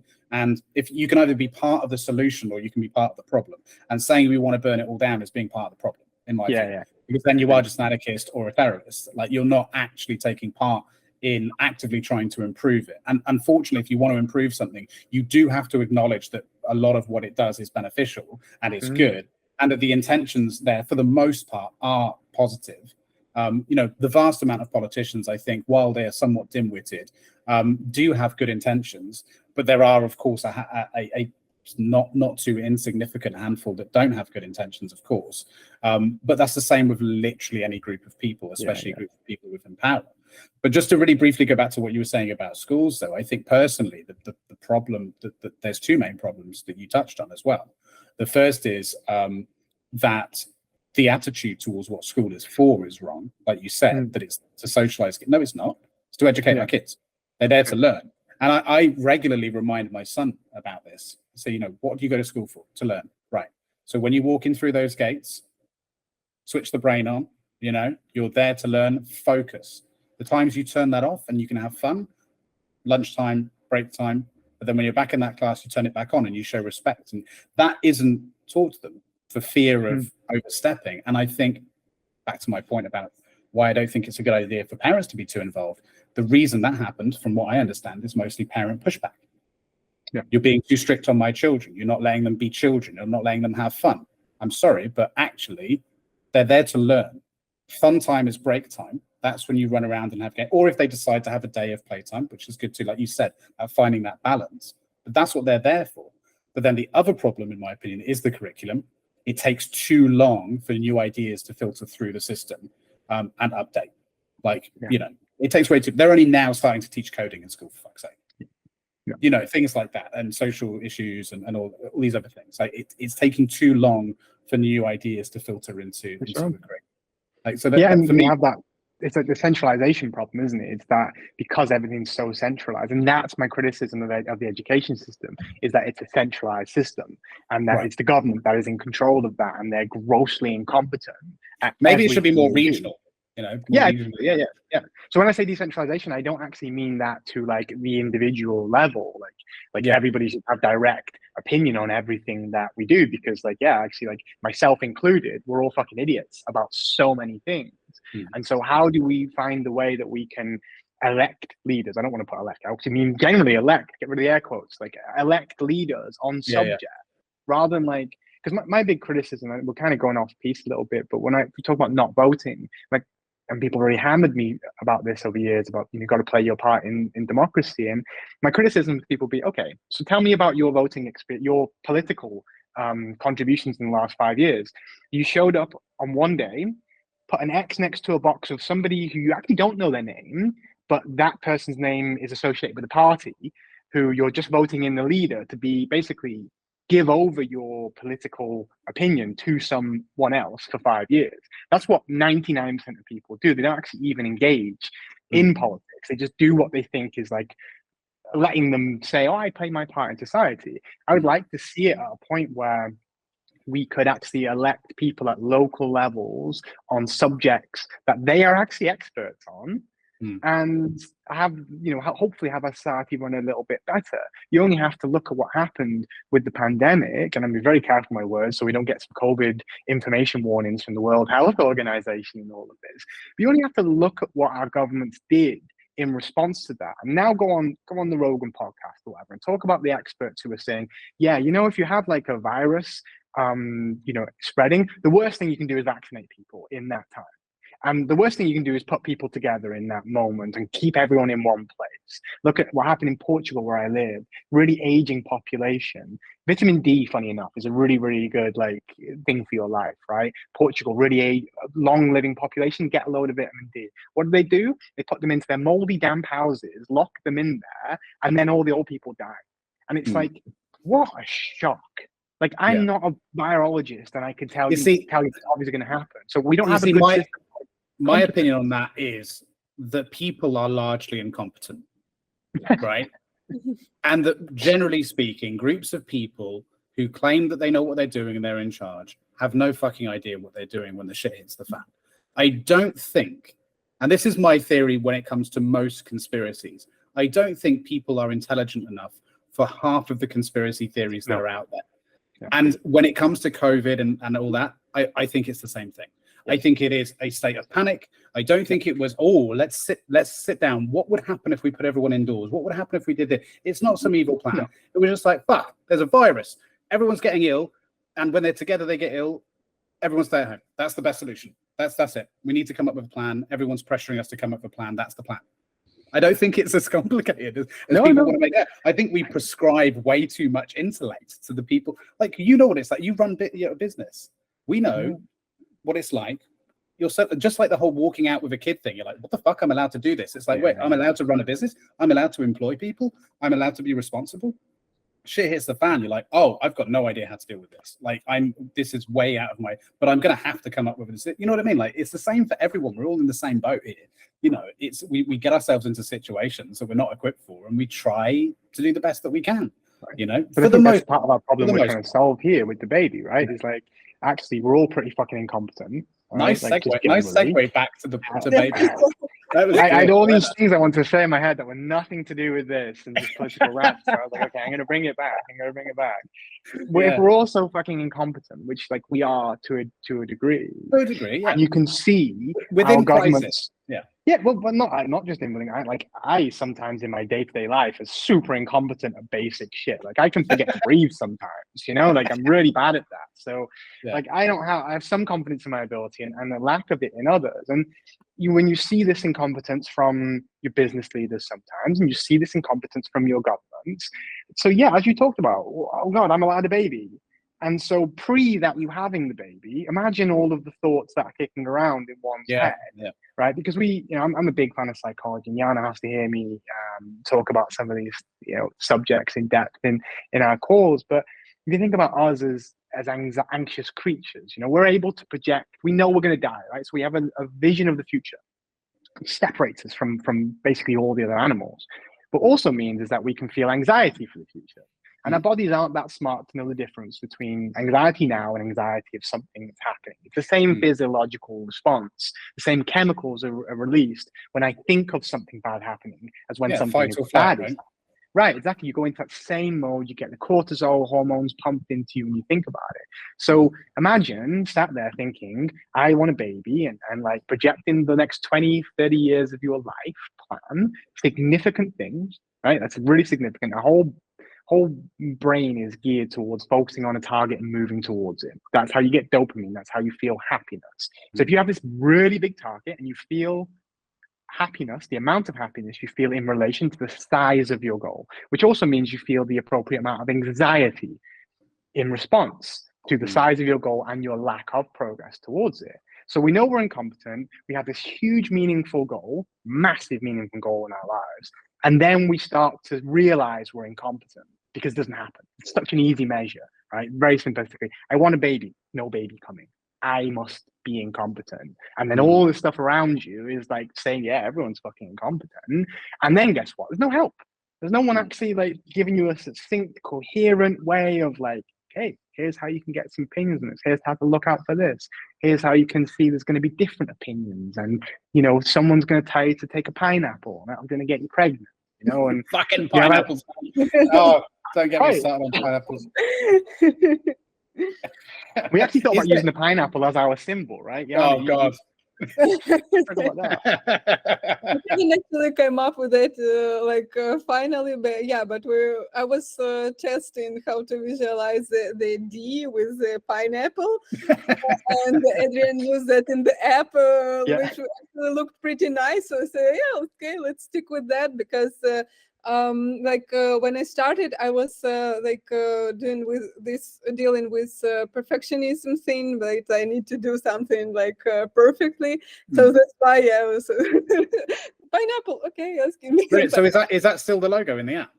No, like a background screen. There's like some pages where there's like shit, tiny I'm so sorry. No. Okay, so I'm going to clarify. Yana showed me that said the symbol of infertility is a pineapple, and she showed me this image of like the D from the baby with a pineapple coming out of it, and I was like, I can never look at pineapples the same way. Yeah. And then, as a bit of a joke, when I was building some of the journaling elements of the apps, I'd seen some other, like the WhatsApp. You know, if you look at WhatsApp, you have all these little images and like in the background. They're super small. You can't really see them, but it looks kind of nice. So I just put loads of really small pineapples behind it for a bit of a joke and showed Yana. And we looked at it and we're like, actually, it kind of looks all right. But I don't know anything about this pineapple thing. Like, Yana, what the fuck is up with pineapples and fertility? Yeah, explain it to us. Okay, it is a legend that after having sex, if you eat a pineapple, like if you're gonna eat a pineapple every day for some time, that can help to conceive because of some. I actually tried not to go deep into that because eventually we ended up with tarot readings for fertility. Yeah, but it's there is no research like that backs it at all. Yeah, so you have to eat a pineapple that can help you to conceive, and that is why it was. I think that it's in UK. It's official, like the symbol of infertility, and that's why. And for me, that is horrible because for as like we've talked about now for a while, it's a serious issue. It needs serious solutions. And yet a pseudo-scientific solution is being held up as an icon for quite a serious topic. And for me, that is fucking stupid. Like, there's no other way to explain that. Like, okay, there might be some research out there that someone's going to say to me at some point, oh, you're an idiot, Greg, you don't know what you're talking about. There's research. Yeah, I'm sure there is. There's always research to back up every stupid idea. But the vast consensus within scientific research is that it has absolutely zero impact on fertility, aside from perhaps the psychological impact, placebo effect, the placebo effect. But my wife used to take in pineapple every time we went to all kinds of things. She wore pineapple. She had socks with pineapples on, for a little while. And then about 2 or 3 years in the journey, she abandoned all that when she realized it had fuck all to do with pineapple. Like, it's just, there needs to be a better sign. And I want to open up a topic here on like treatments, and in particularly. I thought you were going to say like a fruit-based discussion. No. We're going to stay on fruit. We're going to stay on fruit and plants. Right? Okay. Again, I live in the wild white west of Europe. Very, very, hippie, spiritual kind of place, and plant medicine is a thing here, right? And I actually go to plant workshops on a regular basis where we drink teas made of plants and we talk about the history of the plants, right? And this was almost like a traumatic experience for me a few months ago. We went there and we didn't know what plant we were going to be drinking, and she had nettles on the table. And I'm from Wales, right? It's the wettest country in Europe, 300 days of rain a year. Nettles are everywhere. Now they guard the entrance to where the fairies live. That's really important. That's why the nettles are there. But she put this nettle in front of me, and I'm like traumatized. I've been stung by these things so many times, and apparently we're going to drink this as a tea, right? Wild. And so we drank the tea, and it was really, really nice. It was actually super soothing on my throat. And I'm a smoker, and so my throat is often not soothed. And I really, really enjoyed the experience. And we talked about the folklore of it, and it has this sort of symbolism with serpents and with lightning, and people used and drank this for thousands of years. And so I am of the basic opinion of like, well, our ancestors weren't fucking idiots. right? They didn't have the science and Well, tools that we have. No, come on, hear me out. Right? Like, these some of them plants were. only Statistically, exist some of them around were. humans. Yes, of course, some of them were, yeah, of course. But Yeah, if they, if they were all idiots and we're here now, then like, What what does does it say for them? us, right? Yeah. And again, I'm not going on like a plant workshop or medicine kind of rant here that it's all very good, but I'm curious about the fact that for thousands of years, and we've tried these different plants and stuff. And it's really interesting. We take a sip of it and we all go around the room. We share what it made us think of, what it made us feel. And then the person running the plant workshop talks about the history and what it was used to treat. And it's like, wow, it's used to treat all the things that you were talking about here and was designed to, not designed, but it invokes those kind of feelings. And I guess what I'm getting at is that partly because of the desire to be very, very scientific, we have entirely also neglected a method of treatment. Or when we use that method of treatment, we try to use it in the same way as we would a pill.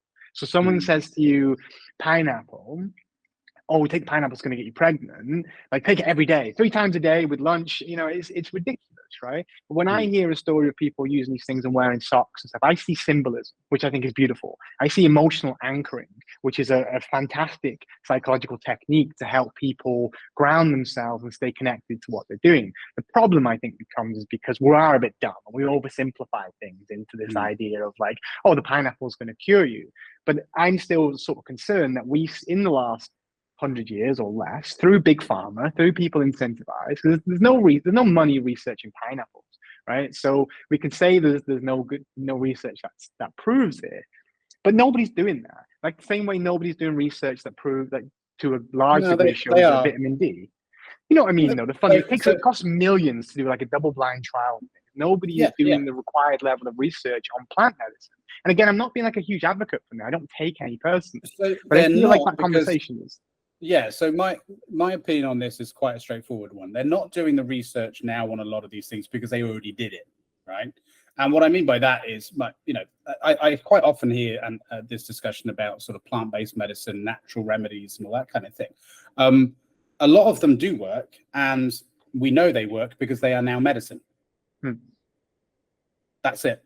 Like for me, that's the end of the subject in a way, because it's like we did that. We used the scientific method. We looked at these medicinal herbs or barks or whatever. We studied them over a period of many years. The ones that worked and were proven to work consistently with minimal side effects became medicine. The ones that didn't remain in the shops that sell medicinal herbs and make claims about them. That's how medicine is made. Like that, you know what I mean? That's why. Yeah, okay. There might be a few that have slipped through the cracks there, of course, but that may be the case because you can't test everything all in one go. But generally speaking, I mean, that to me is this. I mean, if you look at the history of medicine, I mean, that's basically what it is. It's someone coming up with a remedy that spreads around a neighborhood and then eventually a country and a society. And as a society develop better methodologies and the scientific methods for testing these things and really putting them through the ringer to make sure that they actually have got some value, then they are accepted, and we'd say, okay, now we can turn this into a pill form, like you said, and make it easier for people to consume.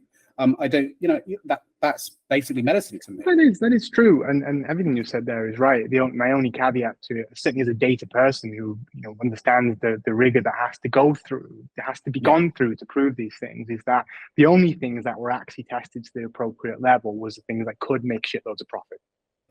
That could have that had a chance in the first place. But and anything what I mean is that helps people can make profit. No, not really, because you have to be able to put a patent on it. Especially the Americans, they have to be able to patent it in some way that's unique to them, that for 10 years they can stop somebody else making that patent, like COVID vaccines, so you can go and make billions and billions and billions and have a patent on it so no one else can do it. And again, I'm not trying to sit here and say like, oh, let's go eat pineapples or whatever. And I'm not saying that there hasn't been studies on things. Again, I think you're just giving these people too much credit for being too clever. I think it's just like if something is proven to have some sort of medicinal benefit for people, then someone's going to package and sell it. Like, but it's what you mean by proven, though. If you want like the process to actually prove by the scientific measure, to be able to do double-blind trials with the fact that you have humans, you have all their life, that what they're doing, their health consequences, the other things they eat. It's until we figure out like quantum computing, it's actually almost impossible for us to have a fair assessment of how and when any of these things might work. And my point just comes back to these plants that grow all around us. They grow all around us because we use them for thousands and thousands and thousands of years. The plants that don't grow around us, we didn't use. And then my point is like, we haven't been stupid for thousands of years. We may not have had like the intellect that we have now, the computers, the language, but to imagine that our ancestors that got us here were dumb, I think is doing a big disservice. Well, and for thousands of years, they used these things. Yeah, I don't think dumb is the right phrase. I mean, maybe naive would be maybe a better way to put it, because there are plenty of things that have been proven, like we said, in the world of natural medicine to actually be medicines, and then we've adopted them. Like I said, right, we do that. But there's plenty of stuff that we have also researched into and gone, well, okay, these certain people in these countries or these cultures claim that there's medicinal properties and it does X, Y, and Z, but we've carried out these trials and actually we've come to the conclusion that it doesn't. But the reason for it is placebo or it is environmental, right? And we've got to bear in mind that the scientific we have to make sure we don't draw false ideas of things through causality doesn't equal correlation, or correlation doesn't equal causality, or whatever way that is. In the same way that if people eat pineapple in a certain town to try and get pregnant, and then loads of them get pregnant, well, that may have absolutely nothing to do with that, and maybe a load of other environmental factors. And so we draw that false conclusion that there's an association there. In the same way that like a lot of people are trying to figure out why there's a certain country in Italy, a certain place in Italy, which I can't remember the name of now, where people have a disproportionate amount of the population that live over the age of 100 compared to anyone else in the world. And people have gone there and tried, time and time again to try and find, well, what is the elixir of life? What is it? It's a mixture of so many factors that's so no one's going to go there. Yeah, but the thing is, though, if someone in that town says, oh, well, this is the key, it's this particular thing, and try to sell it, they might get some moderate success, but the scientists would come in, look at it, and then they would make very quickly probably be able to assess, well, it isn't that, it's the fact that you have all of these other you know what I mean? So it's just correlation. Yeah, but it isn't that based on a strict definition of what we have to go through in terms of trials to sort of prove some level of efficacy for it. And I guess like I don't disagree with what you're saying on any of it, but I would just hope there wasn't a situation where pharmaceutical companies made drugs and said they were super safe, and then they turned out and killed loads of people. Like, because that happens too. So that's the same science that you're defending there. These companies say, oh yeah, it's safe, we did all the trials, and like, oh, it turns out these vaccines actually just kill people. They don't even help. Yeah, but that's the problem with science though, isn't it? Is you can't test for long-term effects. Right. And so this is my point with the plant medicines too, so that you have all of these variables that we talked about in this town, and the fact that you're not going to go and do the levels of studies required. Like a double-blind trial could cost a pharmaceutical company $1 billion. $1 billion, right? So you are not picking up sage and doing experiments on it to figure out whether it will help. You're not even picking up vitamin D because you can't make enough money back on it. And so I guess for me, like I'm bringing this background to Debaby, and Yana, I'm going to point a question at you. Pineapples, yes, because we've been talking way treatments. Too much, Yana. You need to interject. Pineapples, herbal treatments. I know that you've been frustrated in the past with like people always, you should try this, you should try that. What is there space in what we're doing here? Because I like the idea that we're going to be an informative center, for people. Is there space for what we're doing here for alternative medicines and treatments? Do you think there's room for that? Good question. Oh, that's a very nice question. I actually sometimes asking myself this question because it's really, I don't have the exact answer to that, but I can just share my thought about everything about the balance. And I guess that actually it can be like as a part of it. What I wanted to warn that we shouldn't go to an exact direction, like only medical thing or only wear pineapple socks, and that will help. I understand that because I've heard a lot of different options. It's not just a pineapple. That's like wearing red pennies for the fertility transfer, and so a lot of things that people are taking the tubes after the fertility transfer. They're taking the tubes where the embryos were kept. So because it's I agree that it is symbolic and it is very important, but I think that we should not there should be a balance. Because not every time the acupuncture or the plant-based medicine can help, because there can be some such hard underlying conditions that requires a medical surgery, and you can try, and it cannot. I had not sure that if you want to really hear that, but I at some time I had a fibroid. I was diagnosed with that, and I really heard 10 different opinions from different doctors what I should do with it.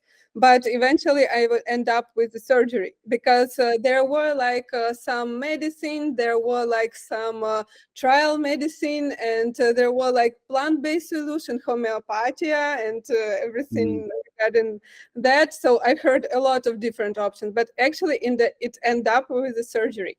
So, and that's why I'm really think that I spent so much time on such trying different options, and I end up with an actually IVF, doing IVF at 30. Maybe if I started at 25, and come to medicine first. So I think there should be a holistic approach. Of course, you should take care about the lifestyle. You should think about changing your habits. Of course, eating pineapples, it's as we talked on some of our meetings with Adrian, it doesn't hurt you if it's not causing you an allergy. It doesn't hurt if you still, but it should not be the only thing. So it should be a balance of that. And I actually find out nail standing pretty cool thing, and I shared it in my Instagrams. That was, and I think, and I hope that can be that can become a part of my self-care routine soon, that eventually end up with a pregnancy. And I'm not thinking that is the only reason that can help me, but maybe. So yeah, and I talked to my fertility doctor about this symbolism, and we have a very interesting conversation about that. That is also a balance between just relax and it will happen, but that's also the not the proper advice that should be given to a person, because you still need to do checkups. If you're not doing checkups and know that everything is okay, that probably may not happen whenever you do. But relax, not relax, drink more, smoke more. So it's not always the case. And she told me that once she had a group of patients that they were very concerned, because in Ukraine, people, they are not keen going to a psychologist for the when they have fertility problems. They are coming to the doctor, a fertility specialist, which actually is substituting their psychologist on that way, because she was calming and explaining everything, and she told me that there were a group of patients that they formed a group, and they started. They believed that if you sometimes Adrian, I forgot the word again. A blanket. Is it that? The bird that brings children. Oh, the stork. Yeah. Sorry. Sometimes the words are falling off my head. So if you sew it, then you will eventually get pregnant. And she said, you know what, they actually did. Because but they were going through IVF process at the same time. Yeah, exactly. So that is the mix. Correlation, causation, exactly. Yeah, they did something calming. They did something that give hope. Because for my for my second transfer, when I was going, I was sure it will fail. So that is the most horrible thing that you can do. So that's why there should be a place for hope. But that's why it's super hard to keep that balance, like with medicine and hope, and still not to be overwhelmed by this, trying to think less. And you said the key word there, balance, for me. Yeah, it's the key word, and I think it's applicable to everything in life, right? But especially when going through difficult times in life, and this is another reason why I'm a huge advocate of partnerships. People working together, because especially if you have two different ways of thinking about the world working together. I mean, I look at my wife and I, for example. My wife was doing the pineapple thing, and she was looking at all the different ways of doing it, just like you. Anything that can benefit me, it can work. And there was me trying to be that sort of calm, more, I don't know, not more rational, but sort of more focused on the medical side of things, to just sort of keep that in check. And between us, we were able to create this sort of balance of like, you need to just relax, you need to try not to be stressed and anxious, and that has a negative effect on it. But yes, but she was like, yes, but we also need to research this and speak to these people. So between that, I think we found some sort of balance, but it's very difficult to achieve. I'm going to share something on the screen, because this basically, I think, summarizes me as an individual. This is basically kind of what goes on through my head most of the time. This is basically me, right? So yeah. But I know that I'm fortunate to kind of, in some ways, have that philosophy, and not everyone does. Which is that in crisis, just like, it's fine. Like I quite often talk. I spoke to my brother about this recently, actually, when he came over for my birthday. I was talking about how I've embraced meh. This idea of just like, it'll be okay. Like, we'll figure it out. Like, there's an element of that, which again I think comes with maturity and time. But it doesn't mean you sit and do nothing. But it means, let's just tackle it one problem at a time. Let's balance. And that's balance. Right? But you even said, Yana, what even medical professionals say. Like, when we spoke to doctors, you maybe have heard this, I don't know, you can tell me, but when asking about things like pineapple and these other things, they don't discourage it. They don't say, no, don't do it, it's bollocks. But they don't also say, yes, it works. They just say, if it makes you feel better, that there's no scientific data to say it doesn't. It has a negative impact. That's kind of what they say. They say it won't have any negative impact on you, so by all means do it. But they're not going to say there's scientific data that makes it, that proves that it does anything. So it's like, well, what's the harm? The only thing, I guess, where I sit on this a little bit more to the side of I think it actually can do harm, is that, like you said, if people start taking it to the extreme. And I think there are individuals out there that are quite impressionable, unfortunately, who aren't able to look at this rationally, like you've explained it there, and can get very caught up in that. And if the medical thing keeps not working, they get more and more down that rabbit hole. And the next thing you know, they're sat in front of someone giving them £1,000 to read some tarot cards. And that, to me, is when they get exploited. And, we laugh about that, but actually that happens. Yeah. And that for me is awful, because for me, those people are the worst of the worst.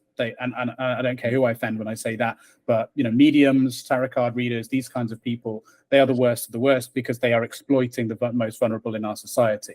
And so that's the only thing that worries me a little bit about us not maybe being a little bit more forceful of like, just be wary of this stuff. Do you know what I mean? Yes, embrace it to help you, but just please don't be oblivious to the darker side of some of these areas, which can be quite manipulative and exploitative. I know. I think that's. Sorry, go on, Yana. Yeah, sorry. I know that I will repeat, but I think it is very important what can help. Like, that's why we're actually creating Debaby and working on it very hard, because what can help a person not to fall into this, like, any kind of the imbalances, one way or the other, it's just when you are forgetting your life completely, that you don't have anything, you don't have it, but you cannot see anything. You cannot see any happiness in anything apart of that like big dream. So that is super narrowing you, and it's really can cause this this way like okay, I will go the tarot reading and actually not appreciate that also. Yeah, it can become an obsession, right? Because it has a difference from it gives you fake hopes, because with when you eat a pineapple, it also it's a different level of hope, you know. Yeah. Well, I think that the key difference is, in my opinion, between science and you know these other pseudosciences, if you want to call it that, is that and this is my defense of science. And as you can tell, I'm a proponent, an advocate for the scientific method and science as a whole. But the biggest difference, in my opinion, of science is that it never claims to have all the answers. The scientific method in its very self is built on this idea that it's always learning and developing, and that if you come across something that actually disproves what you previously learned, that is the very definition of the scientific method, that you must always improve. And any real scientist, doctor, medical professional will tell you that. And that's why you were probably given so many options. Even if you went to lots of different doctors and medical professionals, you would get different options, because, and they should all say, you know, it's up to you. Like, there's no one way of doing it. We had that.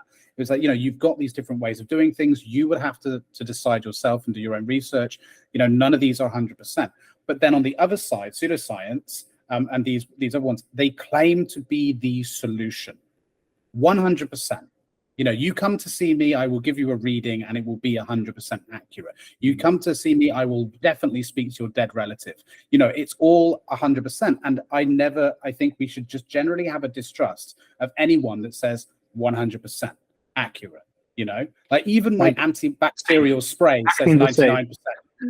You know what I mean? Like, even my antibacterial spray says it will only kill 99% of bacteria, and I'm pretty sure it kills 100. But it's just saying, look, we don't know. It might not. You know what I mean? I got a mop cleaner which has like a spray. It's really easy because I'm lazy. You know, you just spray the thing as you mop. Yeah, I got one of those. And it says with water only, it kills 99% of bacteria. I thought, well, if the water alone does this and it's a mop, then that 0.9% might. That's where you got to really worry, right? Like, the bit that it's not killing is what you got to worry about. And, like, I don't disagree with anything you're saying there. And that's what I want, is balance. And I want the baby to be a balanced place where people can come and be informed and have an opportunity to explore subjects and explore a positive and a negative, talk about the plant treatments, talk about pineapples, and give a balanced view on that. But I do think part of the problem that we're facing here, and you know alluded to this, Greg, is like, well, you got to make your own choice. And actually that's hugely anxiety provoking for people. Yeah. And that's what we're seeing in society.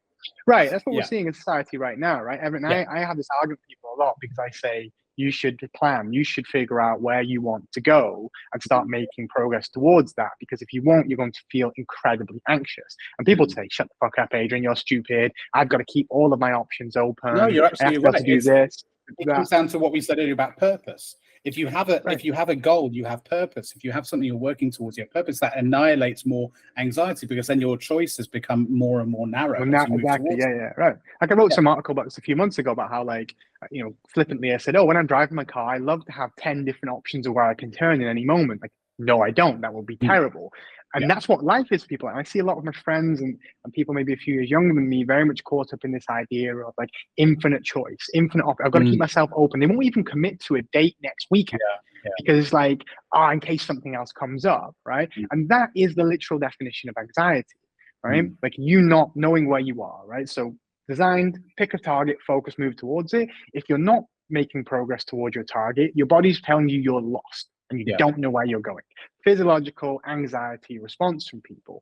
But if we have this situation where the treatment, if you like, or the path for people to get pregnant actually is very, very multifaceted, obviously, there's lots of different paths. And when you start to think about those paths can fork off into different directions. That's a huge problem that we're also dealing with here, because Yana and I don't want to come to people with this, like, this is the recipe. Like, we have an element of a recipe in our app of what we're trying to say this will be helpful. We're not trying to say that's the whole recipe for fixing things for you. We can't help people get pregnant. We're just trying to help inform them and help them be informed. But if there's so many different paths There's so many different forks with different considerations for different people and different circumstances. How are people going to feel anything other than anxious the moment they enter this process? And I feel like that's something that we have to try and solve or fix or improve in some way here. But even the breadth of content that we have in the app already, we have 120 audio sessions already written for this that all also come with a unique challenge for that day and an affirmation for the user to go through. So we try to pair all that together, and we know that we've got so many more topics to cover. Like that's 120. It's what's that, 14 or so topics I think we have, and then 120 sessions. And it's so much. It's overwhelming. Like I had no idea about any of this beforehand. So how do we guide people in a way that we help people have rails so they're not anxious, but we don't turn into this like buy our app, money back guarantee, you'll be pregnant, like because it doesn't matter, nobody claims that anyway. So it's a fine line. I think really what it comes down to, and this isn't me saying like, oh, this is what you should focus on as an app or anything like that, but I think as a more general topic, that it is paralyzing, that sort of anxiety that affects us all, and I think is probably what fuels all those other topics we were talking about, the behaviors we see on far right and far left movements. It's all just anxiety driven and lack of confidence driven, all that kind of stuff. And I think the number one thing that we need to work on is kind of what I alluded to in that meme I showed you a moment ago, is to become more comfortable with the unknown and to sort of almost embrace that element of it. Like I find in some ways I've learned over the years to become very, very comfortable to the point where it's almost inspiring to be in situations where I have no idea what's going to occur. And in fact, I remember where it all started many, many years ago when I was suffering from very crippling anxiety. And I used to be on medication. I decided to go off it. And there was an unknown, and it was my first step towards it. And then I started speaking to a therapist about some of the things that I've been going through and some of the traumas and so on that was leading to that. And he advised me, he was like, you go out, you exercise, don't you? Because I was quite, back then anyway, not so much now, but back then I was a lot more energetic, let's say. And I used to go out for runs. And he said, well, what's your path that you do? I said, I always go sort of around there. And then I explained to him, it's okay, next time you go for a run, purposely get lost. I was like, okay, very odd advice. He's like, yeah, next time you go for a run, go somewhere you've not been before, get lost and figure out how to get home. Do your same amount of run for half an hour, 45 minutes, whatever, maybe give yourself some extra time, but purposely get lost. And I kept doing this and I kept doing it. And what it basically started doing to me in some really weird way was training me to become more comfortable with not having a plan, which for someone like me, is quite important and still is in a lot of what I do, like for work and so on. Obviously, that's very important. But it was just sort of getting me used to this idea, and that sort of way of thinking about things I began applying to other parts of my life to huge benefits. And now where I do feel like, like I said, I can very consciously put myself in positions and just like, I'll figure it out. And I think that's a really powerful thing to really is, and I think that's part of what we're trying to do here. And for what you described there as a experience, there's good science behind why that happens. Because when you experience new things, you have new proteins in your body getting coded to handle those situations that you haven't been before. Exactly. So cells in your body literally grow, and if those cells can be used again, then they are useful to you again. And it's these kinds of things that we're hoping, through our encouraging people to take positive action. We're trying to help people rewire people's brains to an extent, because as somebody who suffered with depression a lot of my life, I can see how you can get into these negative thought cycles. It's not something that happens overnight. You don't wake up depressed, right? It's the combination of days, weeks, months, years of allowing that thought process in your brain to go into that negative place, into that dark channel, and to get all the feelings, and you become like a junkie for that. Your brain wants to, I think maybe something like you want to try and solutionize for it. And so that's why you do it. You want to protect yourself. So I'll think about all these bad things so that I have an answer for it. But you fucking don't have an answer for it. And all you do in that process is just put yourself into negative feelings and stress hormones. And so what we want to try and do is do what your therapist did for you, is help people go get positively lost, if you like, with some guide rails, like help them go and grow a little bit, but provide I like the place that we look for. I like the Sherlock Holmes thing of the mind palace. that sort of concept, I right? like that one. There's another film, to bring it back to film and pop culture really quickly. There's another film called The Dreamcatcher, also based on a book by Stephen King called The Dreamcatcher. Very odd book and film. I won't go into it because it's Stephen King. He's fucking crazy. But there's a bit in it similar to sort of the Sherlock Holmes thing, where you go inside the mind of this man who has sort of powers or whatever, and basically he's been trapped inside his own mind, and his mind is like a filing system.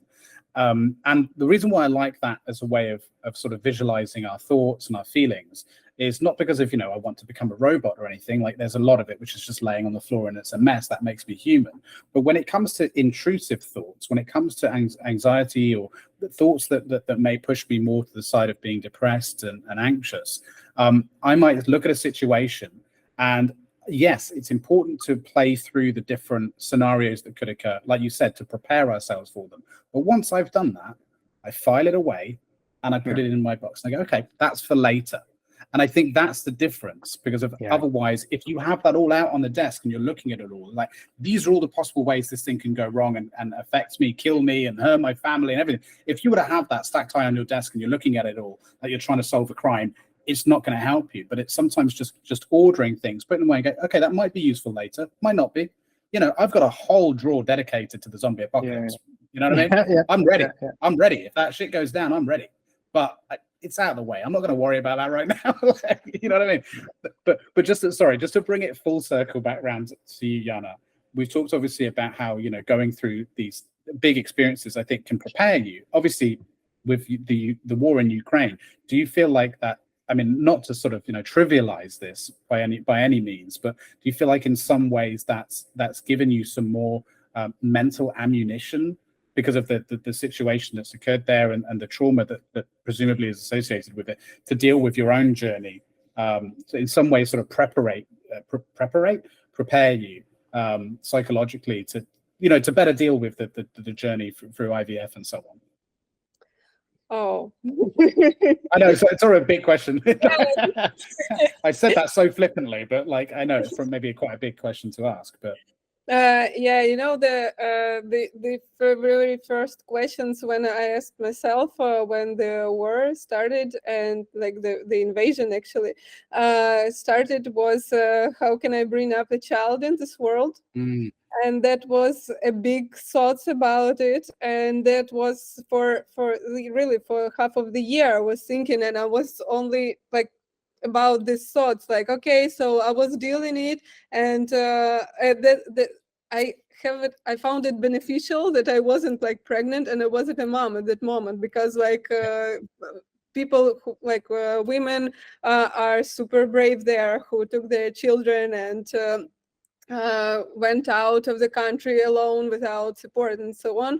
I was focused to that, like, how can I bring a child to this world? It's crazy, and that's about the uncertainty thing. Because I have a thought that the invasion might start, because there was like a lot of talks about that for a couple of months, and I was really scared about it. So that's why I decided to put off this thought. So like a kind of like, it might, because we already had like 2014 with Donetsk and Lugansk region, so nothing is impossible. But yeah, let's save it for later. I'm focused on the IVF at that moment. I was preparing for my next round.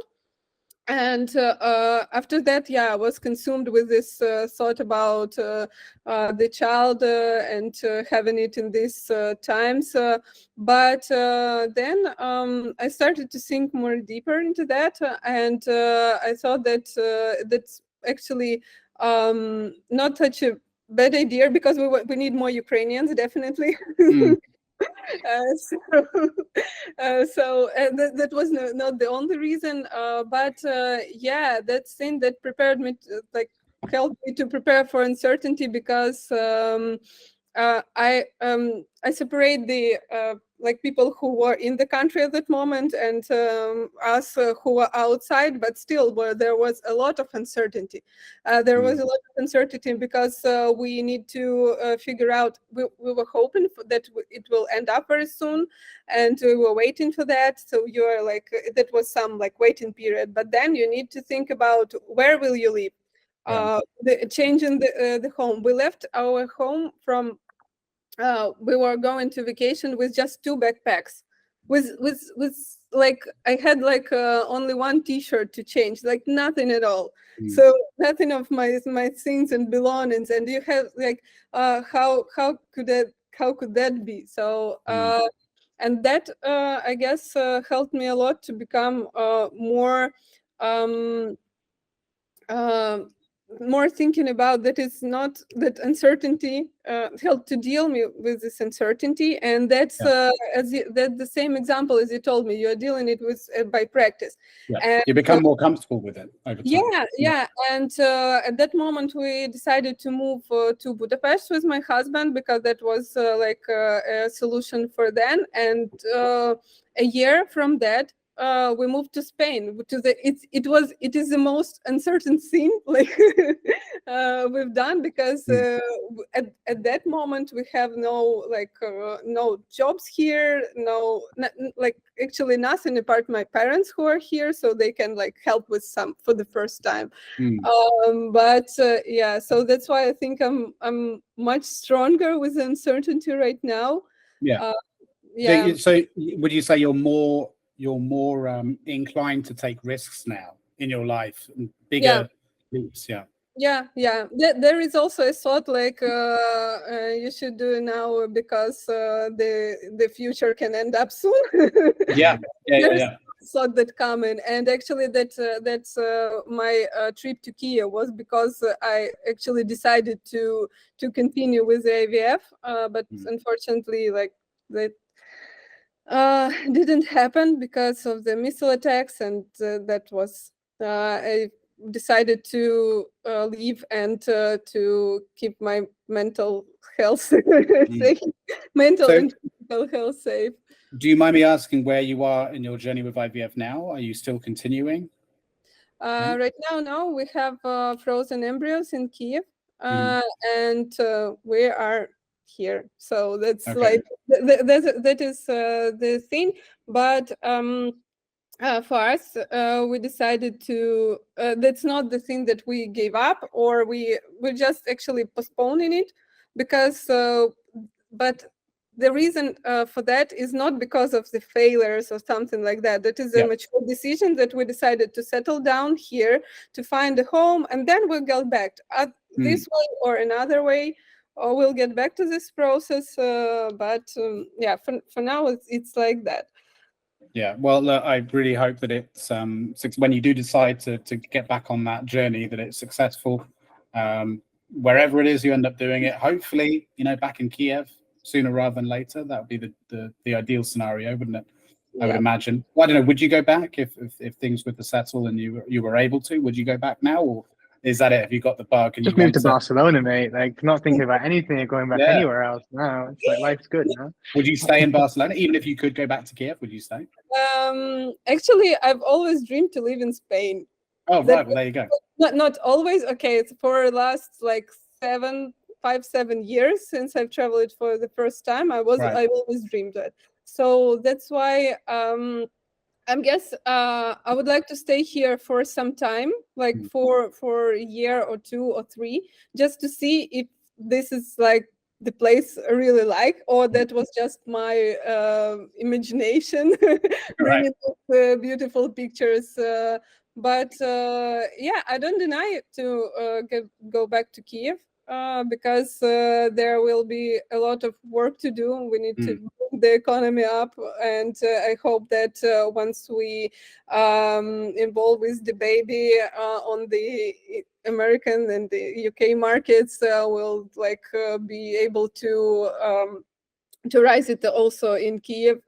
And to have maybe some small office there. Well, that would be cool. That would be really cool. We haven't talked about it with Adrian.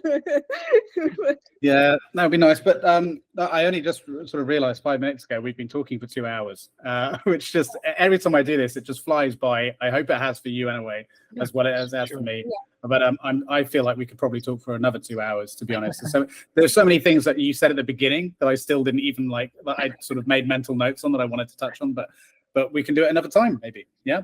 Second version of the podcast. Yeah. I'm sure You'll be doing lots of these. So I look forward to measuring our progress when we come back, right? Yeah, exactly. But so just to wrap up though, like this is, like I said, I do have like 2 bits of like semi-structure. So if you've got 5 minutes, if you don't mind, just really quickly. So the last bit is the end, which is, and this is a bit cliche, but I need to figure out how to word this a bit better. But essentially, like, I'm hoping that a lot of people that are going to be watching this are kind of not only founders themselves, but also people aspiring to start their own company, and you know, entrepreneurs, budding entrepreneurs, whatever it might be. And I like the idea that these stories are going to be somewhat inspirational to them. And of course, the other main audience to this is, you know, any potential investors, you know, who are in my network, who might sort of, you know, come across you two and watch this and think these guys are cool. They're a bit mad, but you know, no, the one guy likes stingy nettle tea, but apart from that, I'll invest some money in him. That's psycho. yeah, which another thing I wanted to talk about more actually, but anyway, we'll talk about another day. But yeah, so I guess what would your message be to those people? I'm talking more about the budding founders and the current founders out there. You know, what would you say you've learned that maybe, you know, some parting words of wisdom that maybe you want to pass on? Why don't we start with you, Yana? What would you maybe want to pass on? Okay, so I guess the first and the very, very first thing that stopped me for some time and made me stuck is not to be afraid to do and start, because that is the most actually hardest thing to overcome. I haven't founded these startups before, so I only worked for some, and that for me, that is the uncertainty of like making the decisions that was terrifying and made me stuck at the moment. So I had a thought that yeah, I would like to start my own business, and I that was actually starting not from the business point. So that was actually starting from the, I want to have a product for people to help them. And that involved into some like business opportunities. And that made me stuck. I was afraid to move forward. I was afraid to do it. So that is, I guess, the very first thing. And also, I think the one very important thing to keep in mind is not, I still think that you should be like purpose oriented, but not only business oriented. Because when you're forgetting about for whom you are doing this and why you are doing this, you get lost with pitches, financials, and every this thing. But it making you more distance with your clients, with the people who you would like to help to. And so yeah, so I think that it is important to keep up to the purpose. Good advice.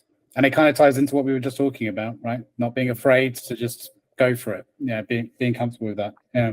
What about you, Adrian? What would your parting words be?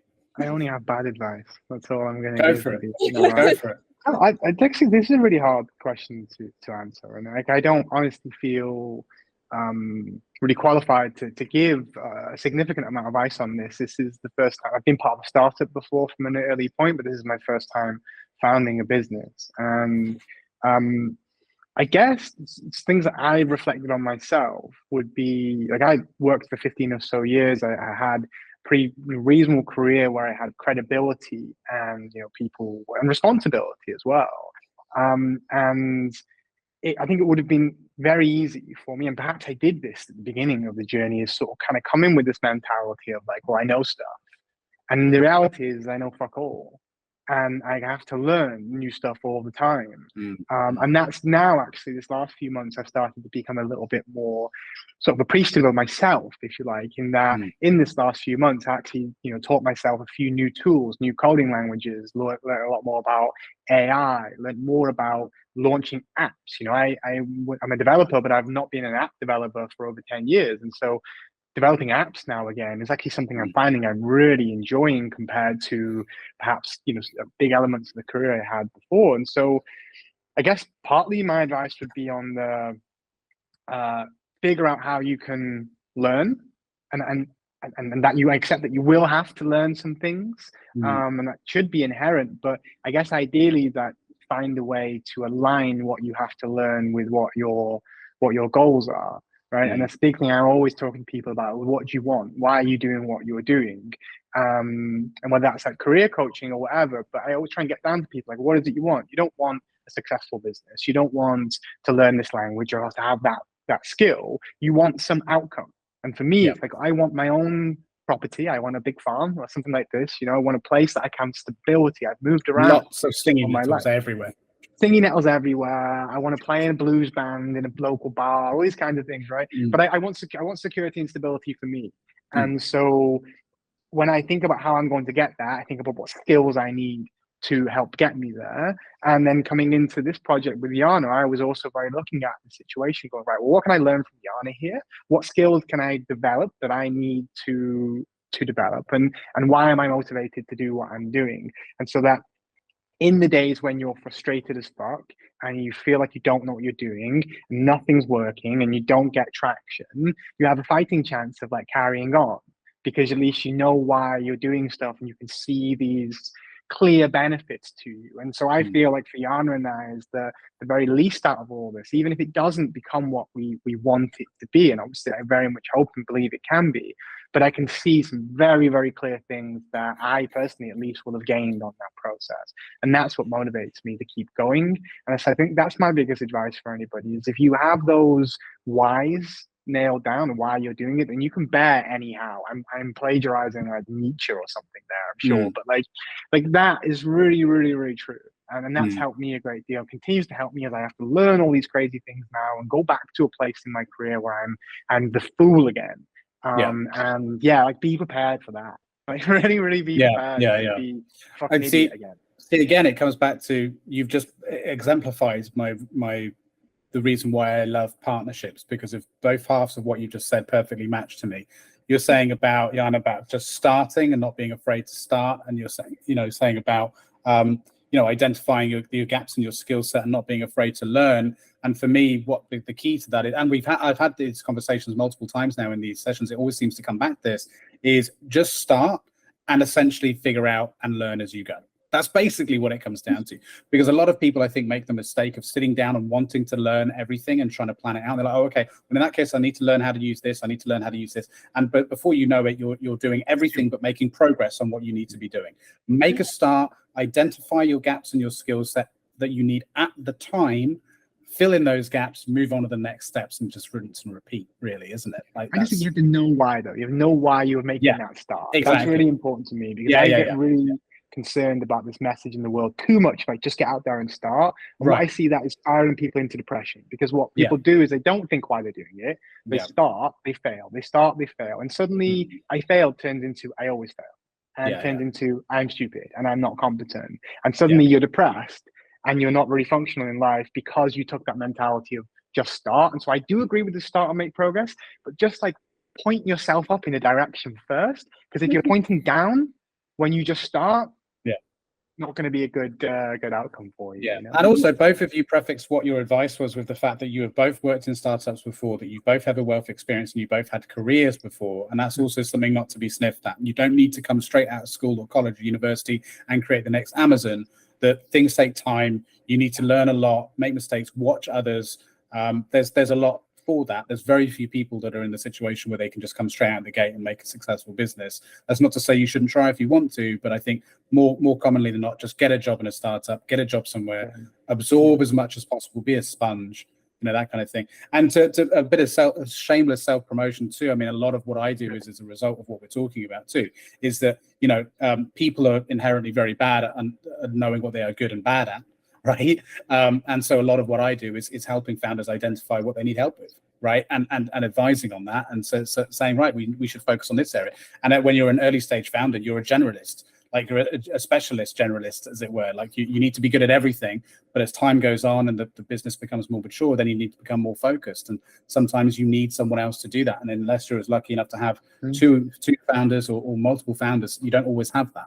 And you can get blind, tunnel vision, can't you? So a bit of self. Actually, I did personality assessments and compared our results to see how they sort of match up temperamentally. I partner with a company that do personality assessments and cognitive reasoning assessments in the recruitment phase. And so Right, Yana and yeah. I did this assessment together, and it kind of gives you a breakdown of your personality, but also then the comparison of you two as a partnership, and where that might be strong for you and where that might you might have some weaknesses, shall we say. Yeah. And that was really good for us. I think we set that off to begin with. Like, we're actually, Yana and I hope you won't mind me saying this, we're both more on the emotional end of things. We're both a bit more highly strung. We can react to things quite strongly.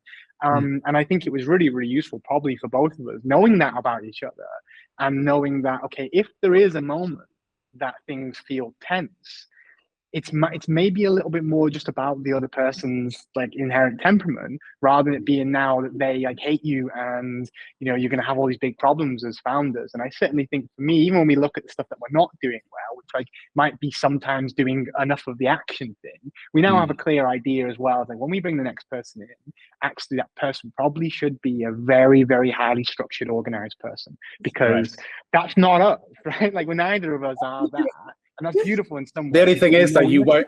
The only thing is, both of you won't be able to fucking stand them. Yeah, right.